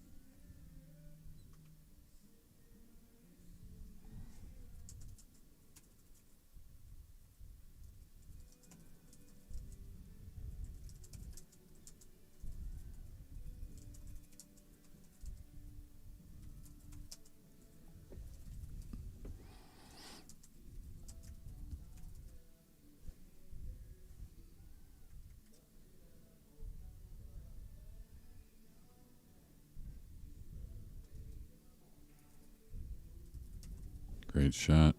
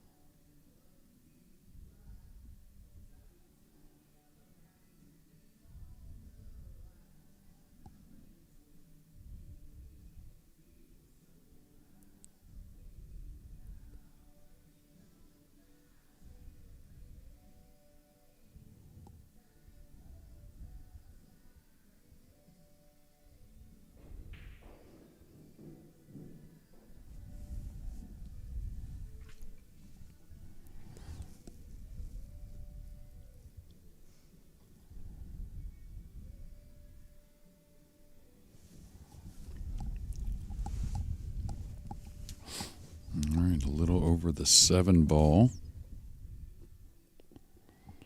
Can't really dig on the ball with the 8 there. Just got to make a decision how far across he wants to come. Stay away from the 9 ball.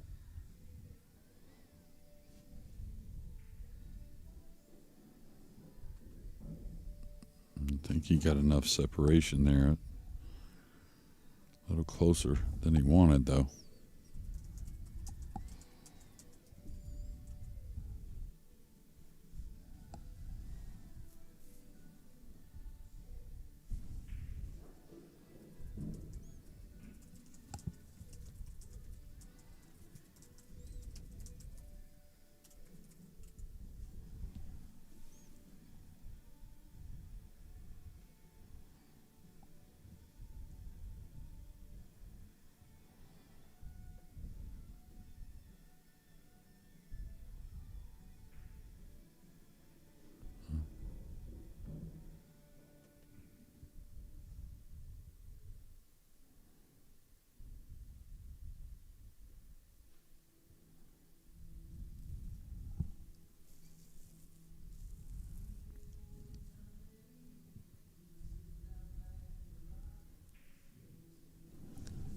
That 9 in the corner puts James within 1 game of Brandon Ashcraft. And he will once again have the break when we return here in just a few moments. This one is using actually 10 balls. So what exactly is a tangent? There's, in my opinion, 3 types of bridge. The closed bridge, the open bridge, and the rail bridge. We're gonna start with the closed bridge. Now if you practice this, it's really gonna help you to go from a 2 to a 3. In this episode today, we're gonna cover how to go from a 3 to a 4. Let's get into it.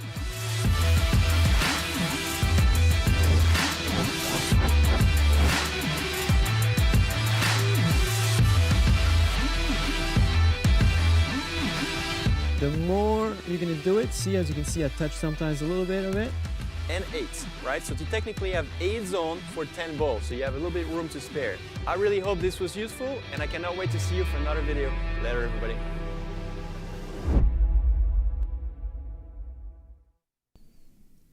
And we're back here in Orlando, continuing coverage of the U.S. Amateur Championship, presented by the APA. Our coverage brought to you by our good friends at pooldog.com.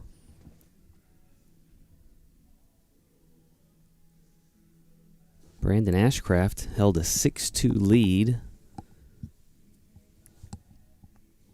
James Blackburn has now pulled within 1 game, trailing 6-5. Again, this is a race to 11. Is that our golden break?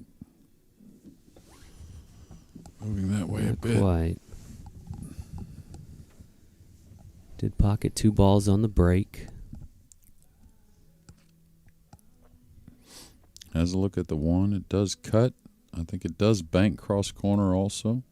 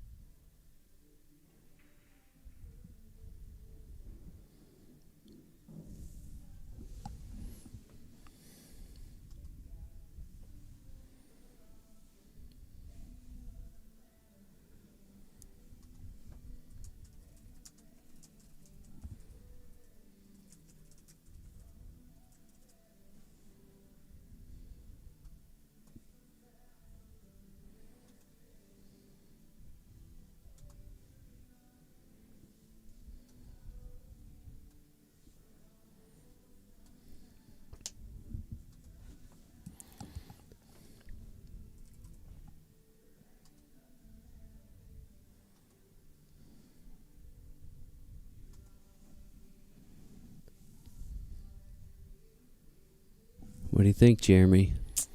I don't know. He's on the fence to shoot at it.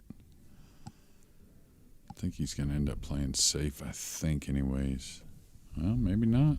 Looks like he's taking the angle to try and make the 2 and maybe the 9 at the same time. Only got the 2, just missed the 9. Yeah, now snookered on the 3. So old short cue's coming out here shortly.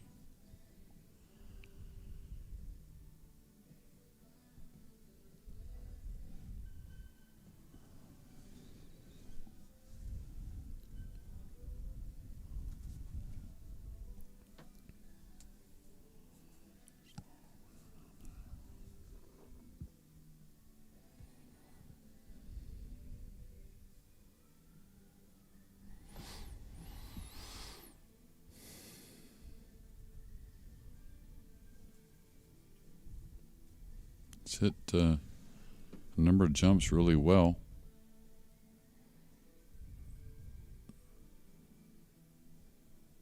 I think he'll threaten this for sure.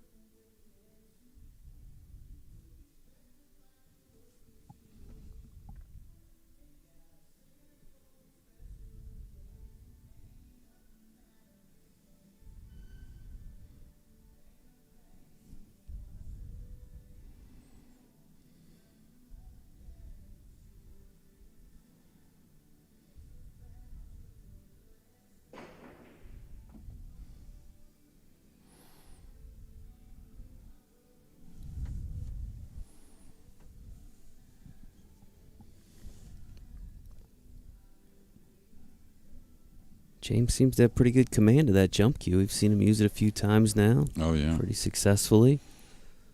Yeah, he's made a couple, and that one was probably off the mark as much as any of them. But he gets over the ball pretty easily.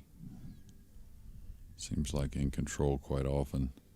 This ball's almost lined up towards the pocket, but the 6 a hair in the way. Maybe able to use the rail and the 9 to pocket the 3, but pretty risky. Not a lot of options though.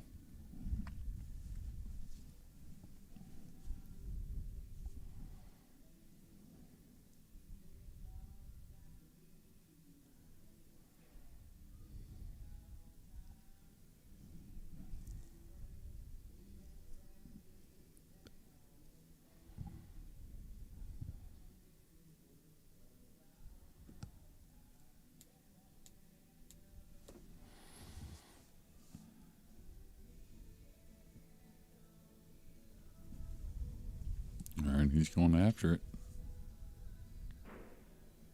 Needs some help. A lot of help. Tell you what, this has gotten tricky. 3 does go on to the 9. I'm sitting right on that line, but whew, it's tight. I mean, if you had ball in hand, you could make it, that's for sure. It does go, but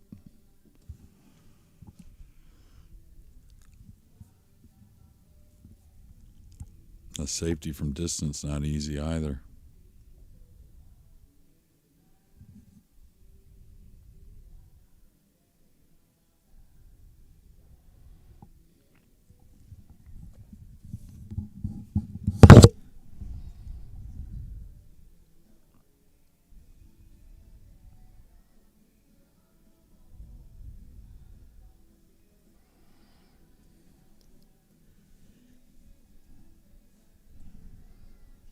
It's like he's sizing up the 3 into the 6 somehow.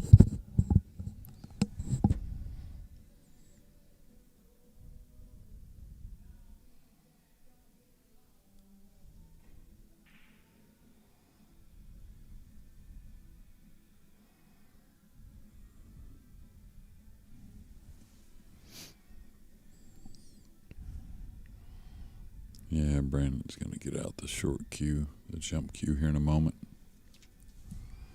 I think there's really much question about that.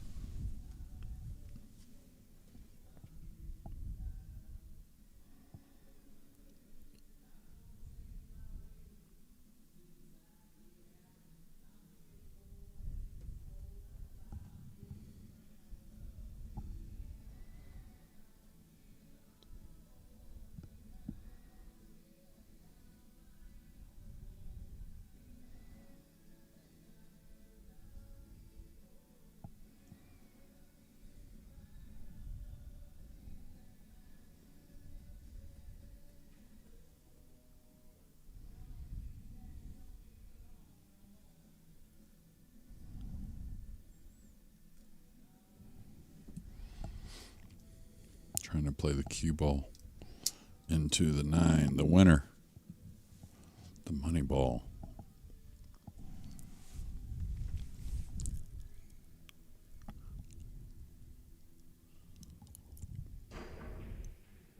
Nice.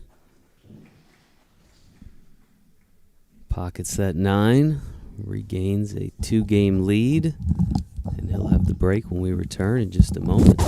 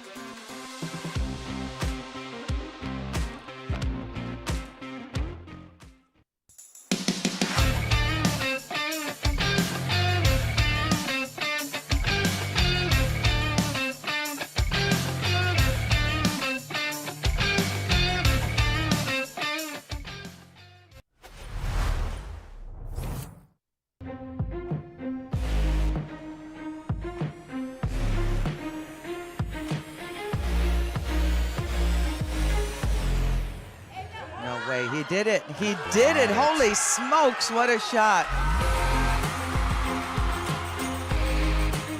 The 2 defeats the 9. David has beaten Goliath.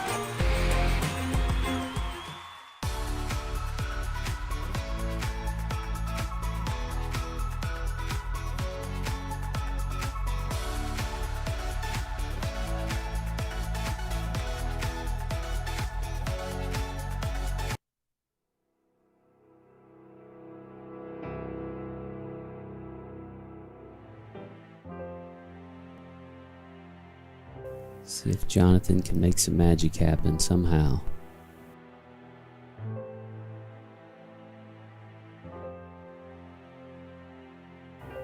Oh, she made it. She made it. And there's an unbelievable chance here for a team that was downhill 0. Never over till it's over, people. True.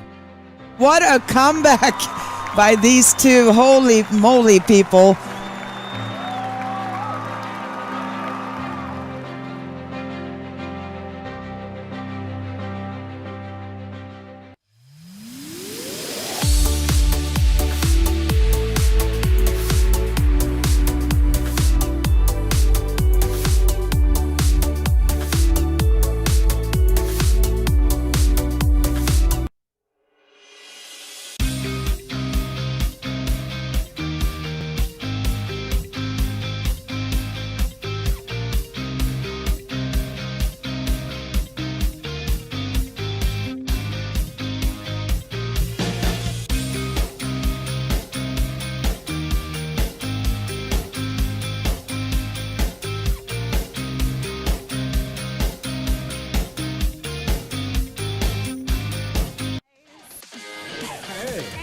Hey, how you doing?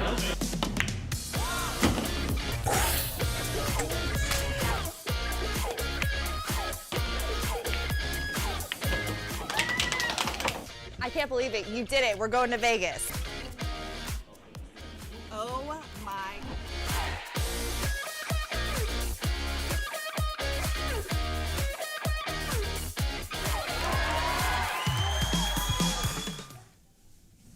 And we're back here in Orlando. Players wanted to take a quick break there, but we are back. Brandon Ashcraft leading 7-5. The championship match at this year's U.S. Amateur.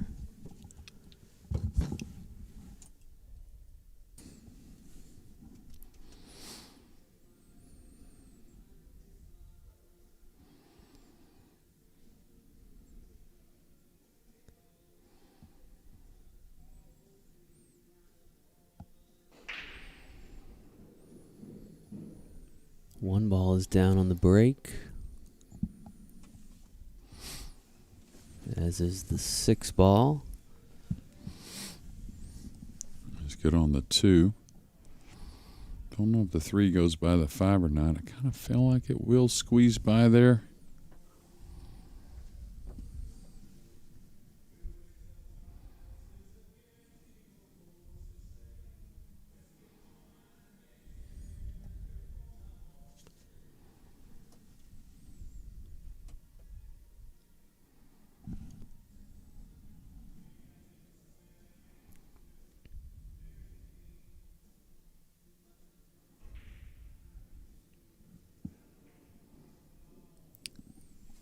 Misses the 2 and scratches in the corner, so ball in hand now to James.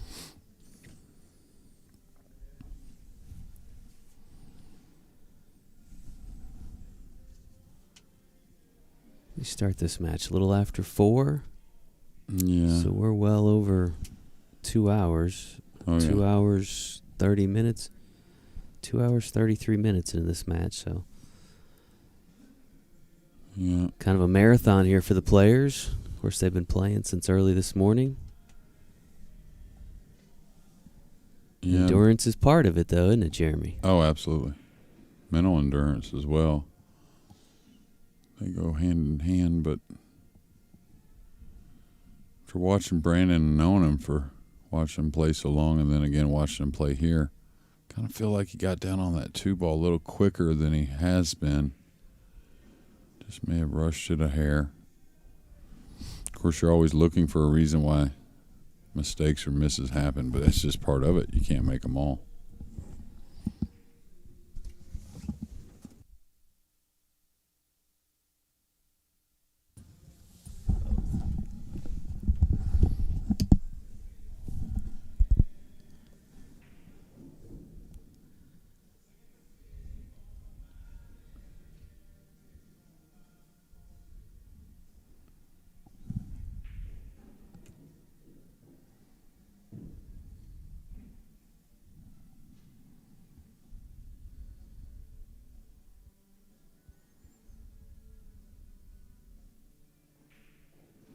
James pockets the 9, pulls back within 1 game of Brandon, and he will have the break when we return in just a moment.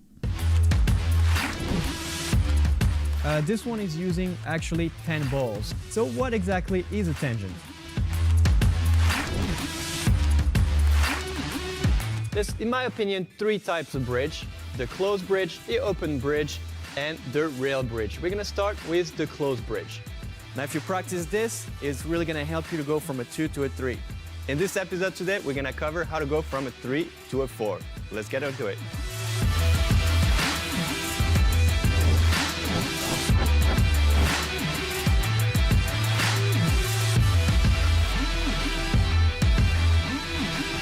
The more you're gonna do it, see, as you can see, I touch sometimes a little bit of it. And 8, right? So to technically have 8 zones for 10 balls, so you have a little bit of room to spare. I really hope this was useful, and I cannot wait to see you for another video. Later, everybody.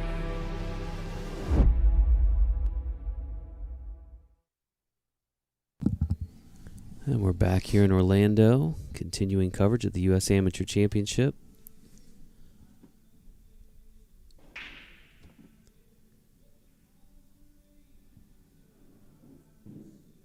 8 ball drops in that side pocket. And he's got a great shot on the 1. Little odd stretch for the right-hander. He doesn't have to baby it, but he's got to kind of hold the cue ball somewhat.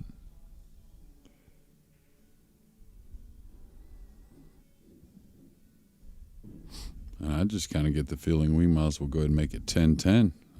Let's see what's going to happen here in this match. 1 rack take all. Just go right to it. That's what it feels like it's going to be. Would not surprise me at this point.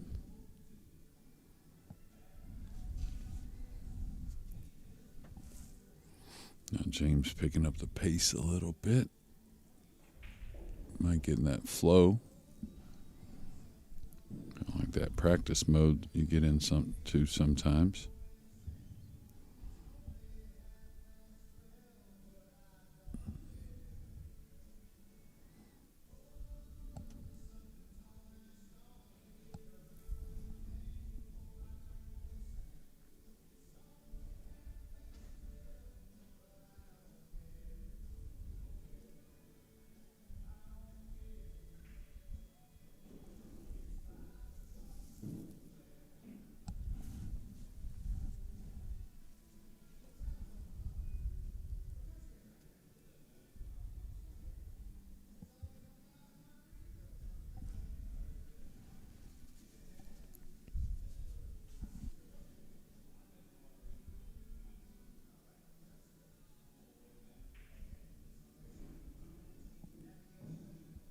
Nice speed there going forward on with the cue ball. Flinches a little bit there. He gets on top of the 6.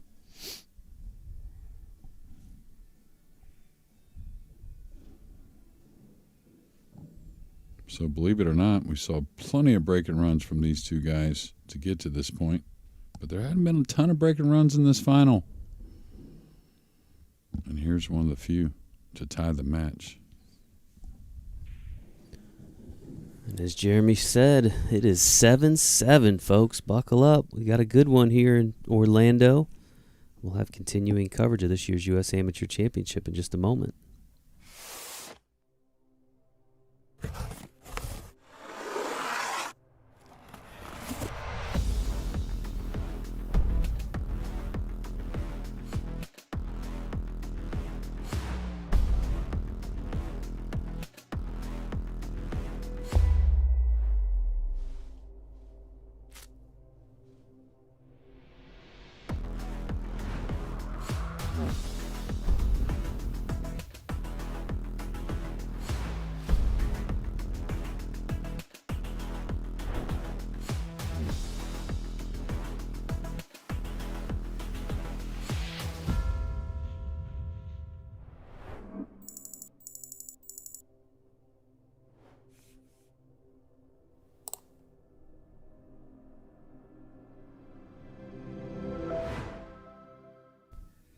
And welcome back to continuing coverage of the 2024 U.S. Amateur Championship. James Blackburn at the table with the break here.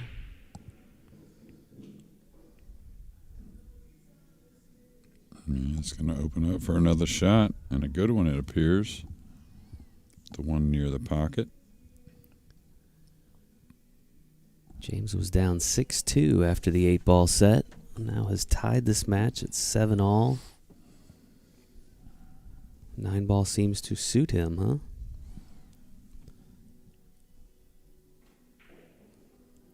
All right. Needs to slow down a little bit. That way the cueing isn't awkward. Should be just fine.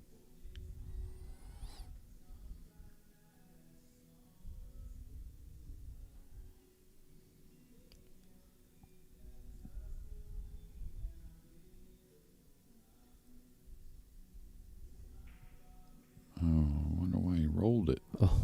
Okay. 2 hung there for a moment, then dropped.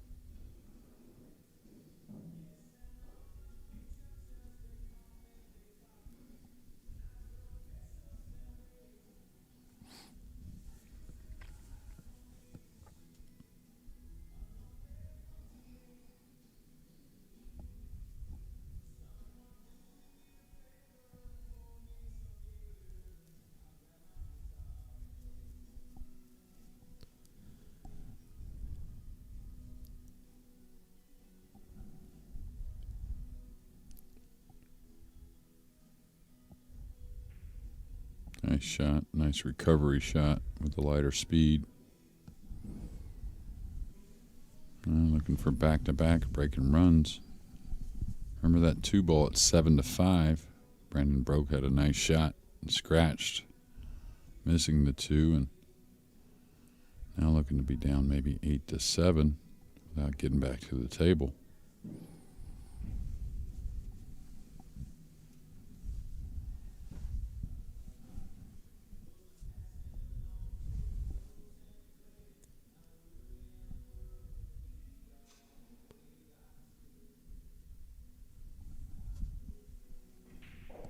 Well, it's got to go. Could get a little funny. No, it just got past. Should be okay.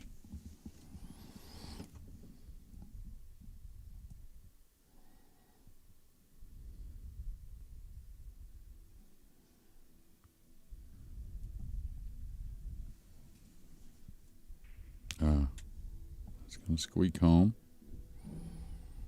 Wouldn't say it hit center cut there, Jason, but it went. And James Blackburn has taken his first lead of this match, 8-7. Again, this is a race to 11, and he will have the break when we return here in just a moment.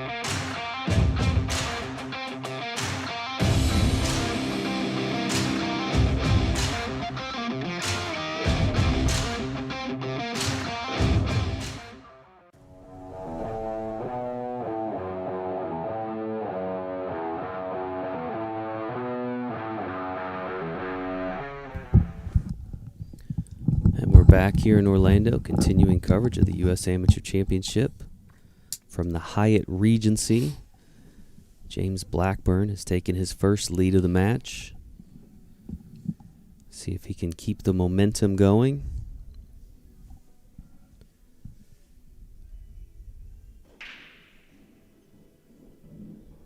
Couple balls on the break, including the 1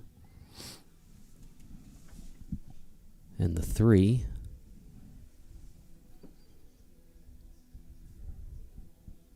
Well, it's been about 2.5 hours, Jeremy. Do you remember who won the lag in this match? Let me think. Hold on. And more importantly, who selected 8-ball? So it was Brandon. James took 8-ball, huh? Yeah. Yeah. Yeah, but sure was. 9-ball, at least today, seems to have been his game. Well, he's getting the break going now, and he's kind of picked up his pace a little bit. I think that's helping him, really. We see that a lot on the Pro Tour. Guys get warning for slow play, and not saying that's the case here, but just saying that does happen, and they usually end up playing better once they pick the pace up. Is he looking at the 2-9? He may be drawing the cue ball back up table. Now he's leveling out. You wouldn't figure he's going to shoot the 2-9 if he's got a level cue. That needs to go a little bit. Just did get the cover. Pretty smart little shot, keeping it simple. And for the first time, I think, in any of the matches we've had Brandon on, this is the first time he's trailed, if I'm not mistaken.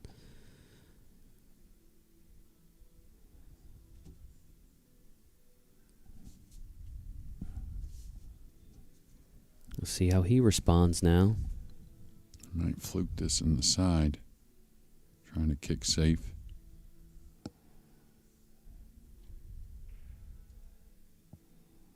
Didn't get enough speed, so the 2's going to be open. It's not easy. You kind of feel, I think we can all feel kind of where the momentum's at. Maybe that's obvious, but kind of feel like he's going to knock in these tough balls.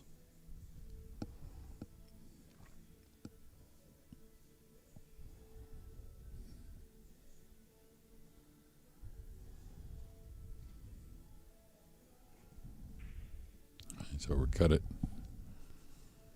Jinxed him.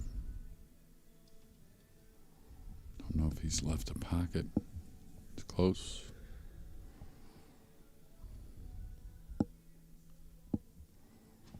Maybe it does cut in the side. Gotta go get my eyes looked at. I tell you, I thought it was way too thin for that, but yeah, this overhead definitely tells me it's playable.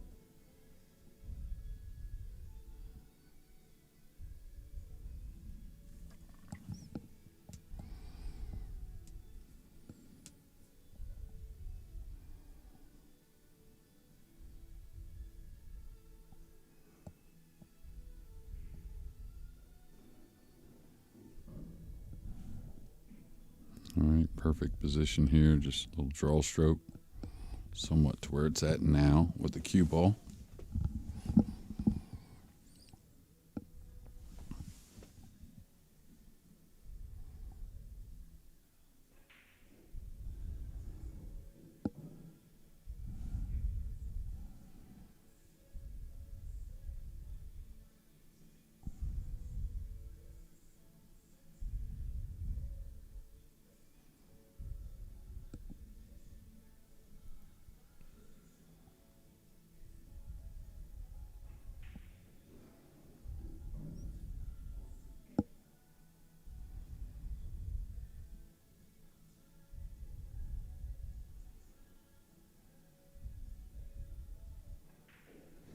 And a strong answer there by Brandon Ashcraft ties this match up at 8 apiece, and he will hold the break when we return here in just a moment.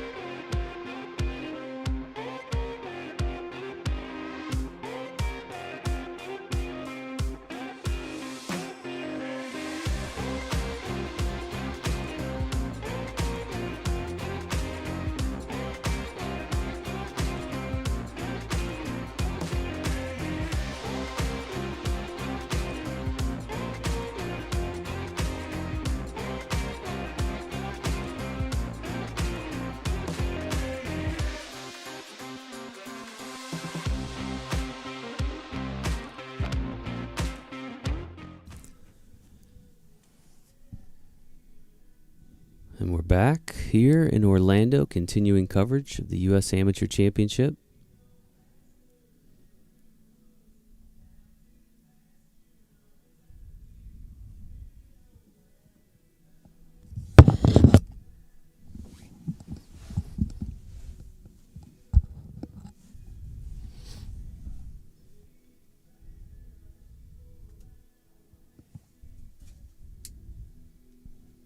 Seems something maybe bothered Brandon a little bit. Not sure what that could be.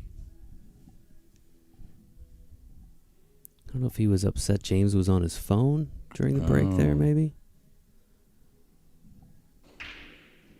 Definitely something bothering him. Doesn't manage to let him affect his break, though. Pockets the 7.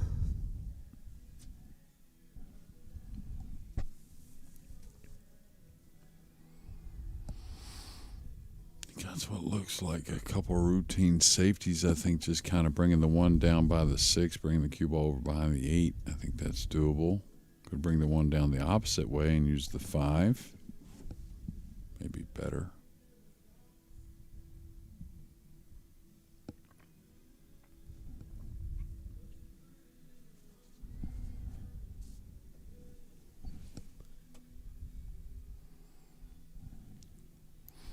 Like he's playing to edge this ball.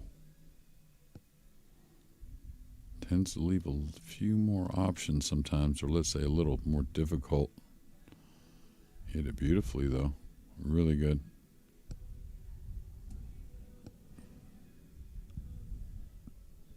It's going to leave a rail first, though. It's playable.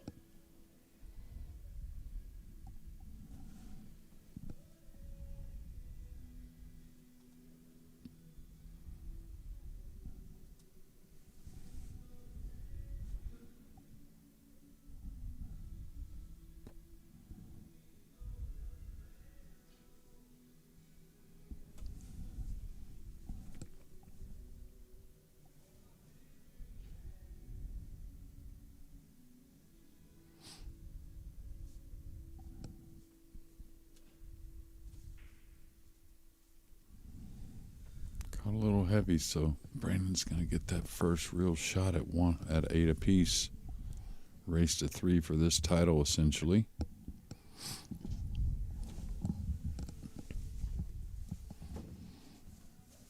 Looks like he's got an angle to come across between the 5-8 to play the 2 in the lower left corner.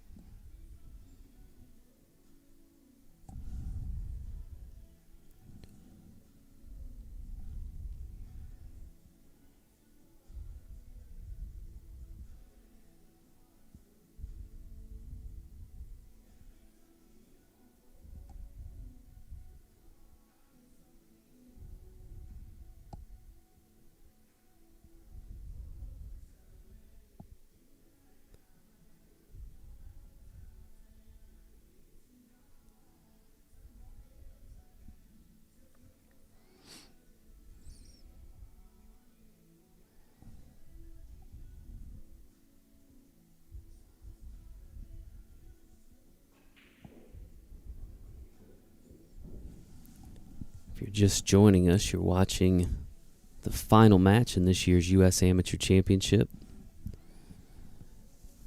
This is Brandon Ashcraft at the table out of Michigan.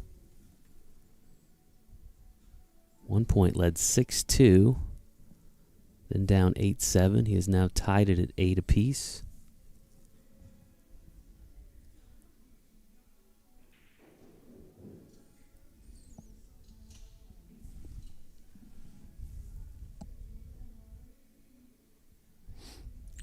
Making nice out here. Those first 3 shots, really good. He's got to finish here to get that lead back.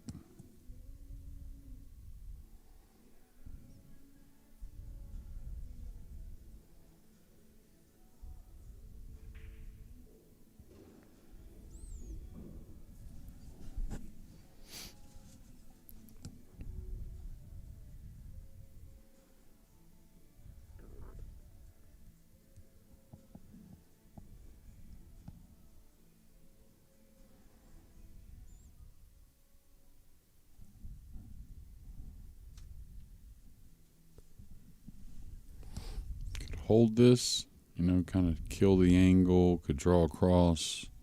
I think he could go forward if he really wanted, so a few options.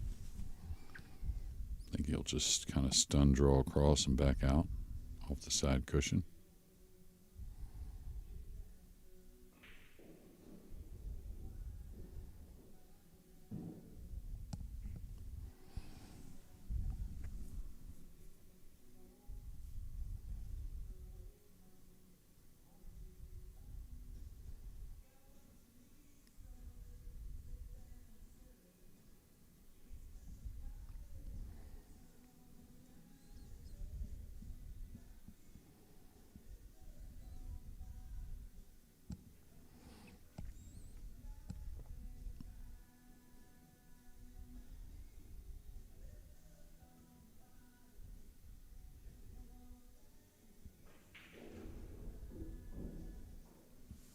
A little the wrong side, but he can work the cue ball a couple rails to where he's standing now. Take on a little shot from that side pocket on the 9 in the lower left corner.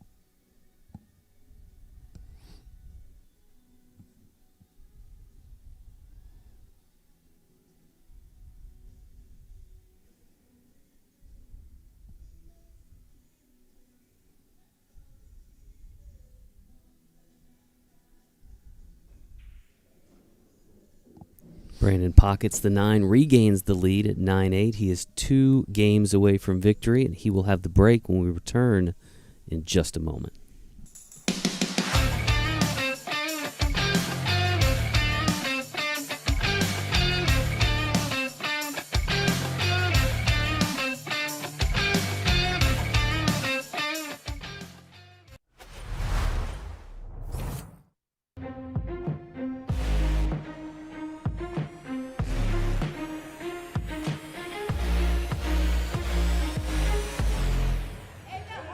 He did it. He did it. Holy smokes, what a shot.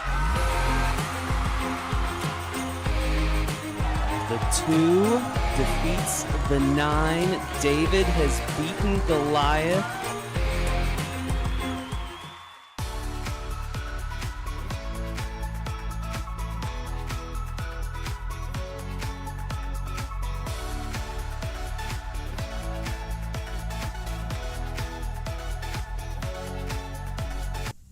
All right, we're back here in Orlando, continuing coverage of this year's U.S. Amateur Championship. This is the finale here. Brandon Ashcraft at the table. Now up 9-8. This is a race to 11. Needs 2 more games to be the newest U.S. Amateur champion.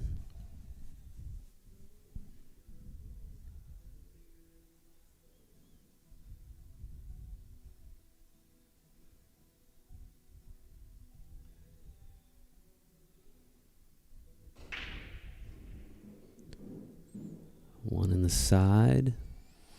Yeah, the 2's down as well.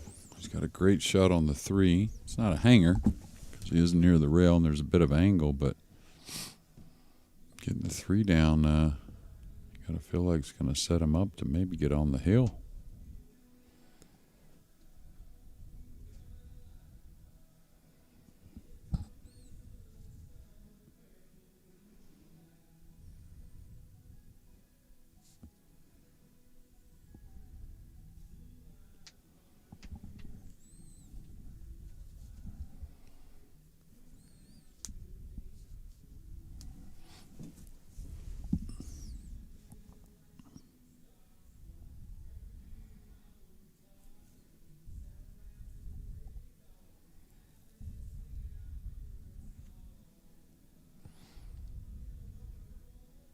Yeah, it looks like he's trying to go back and forth for the 4 where he's standing, that middle side pocket.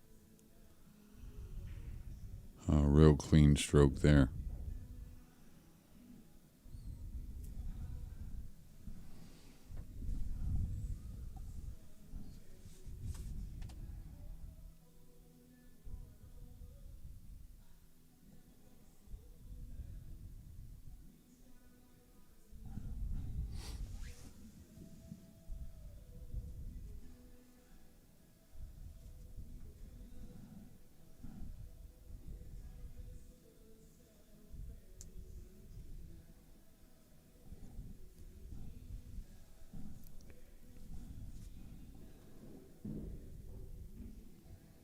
No, I don't know if he can reach this one. have to be the bridge.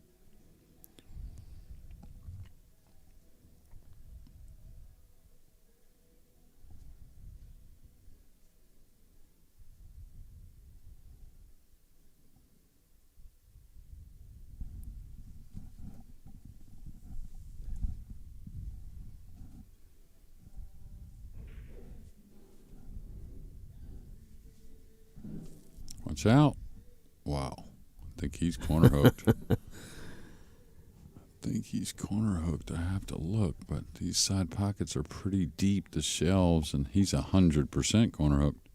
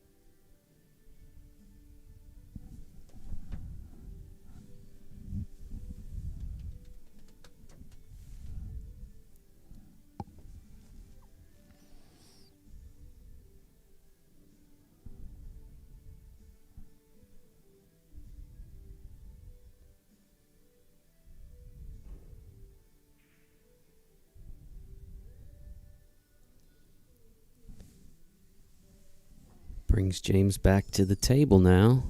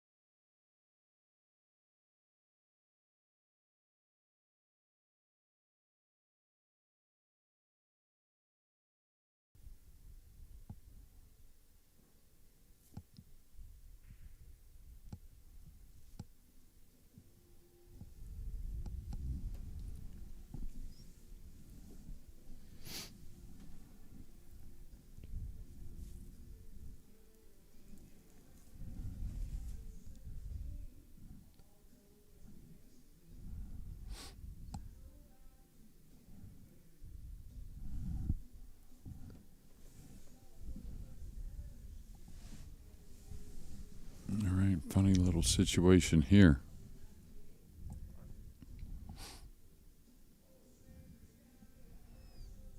Not sure what he's going to attempt. Really?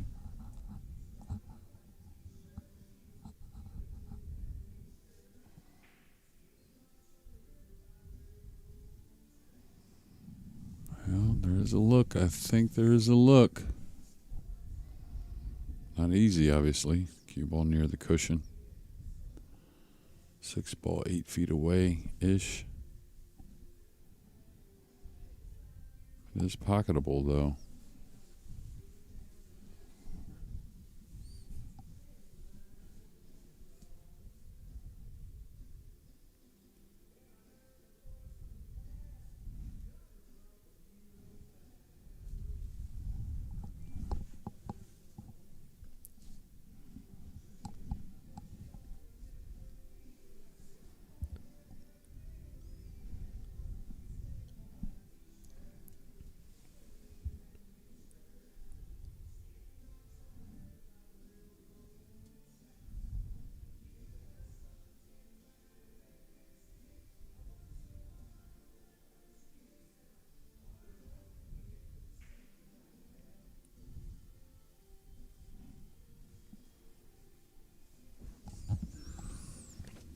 All right, what do you think, Jeremy? Chance for James to tie this thing back up? Yeah, it's a little thin on the side, but it definitely plays.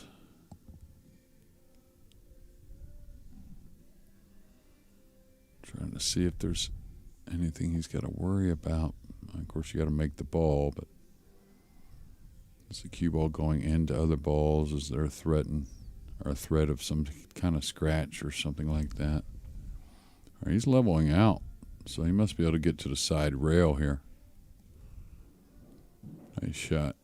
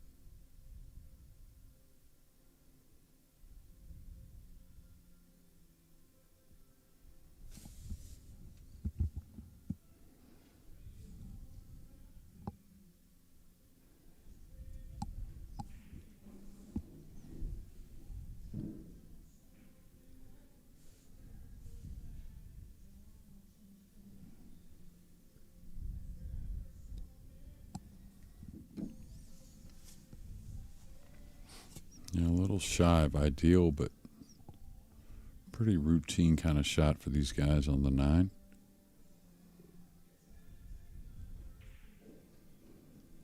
And once again, we are all tied up, this time at 9 apiece. James Blackburn will have the break when we return here in just a few moments.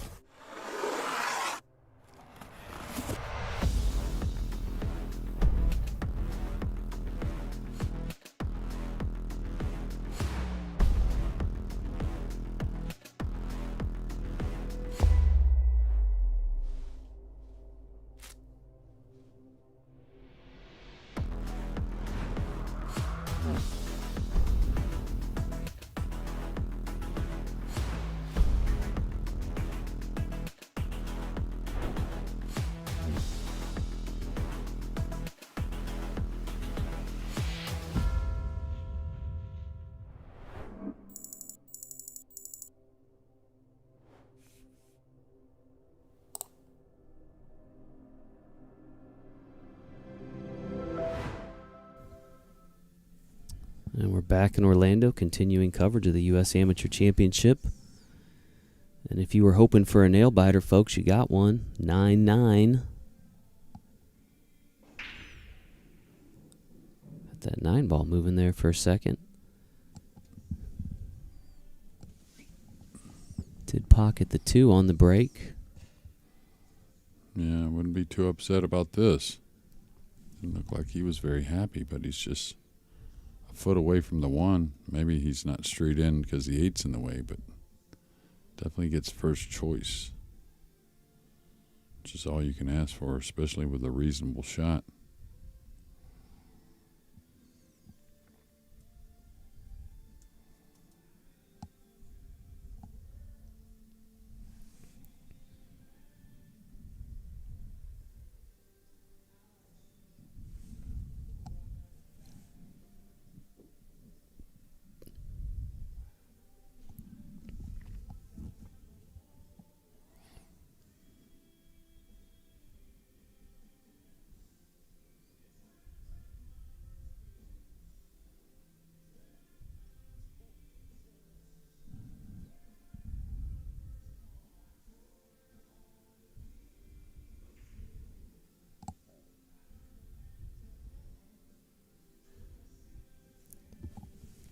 right, opportunity now for Brandon again.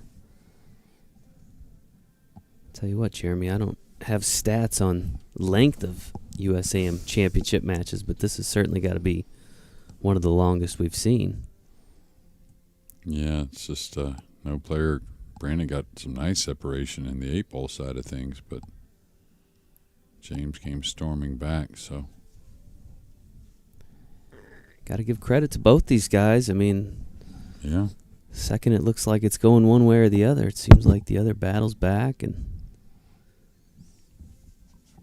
Let's see, looking at a 3-9 combination possibly. He's a little straight here, but on the one he could draw back for the 3 in the opposite corner. Kind of feel like he's sizing up a 3-9 combination possibly.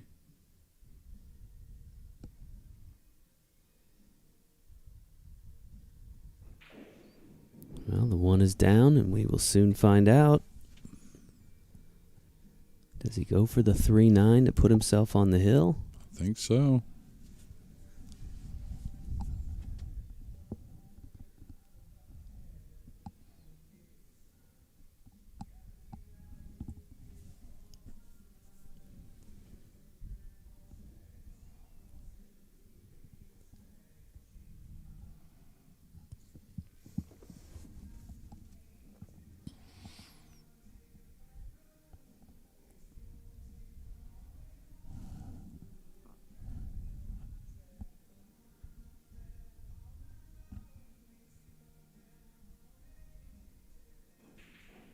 Huge shot there for Yeah. Brandon Ashcraft. 3-9 combo.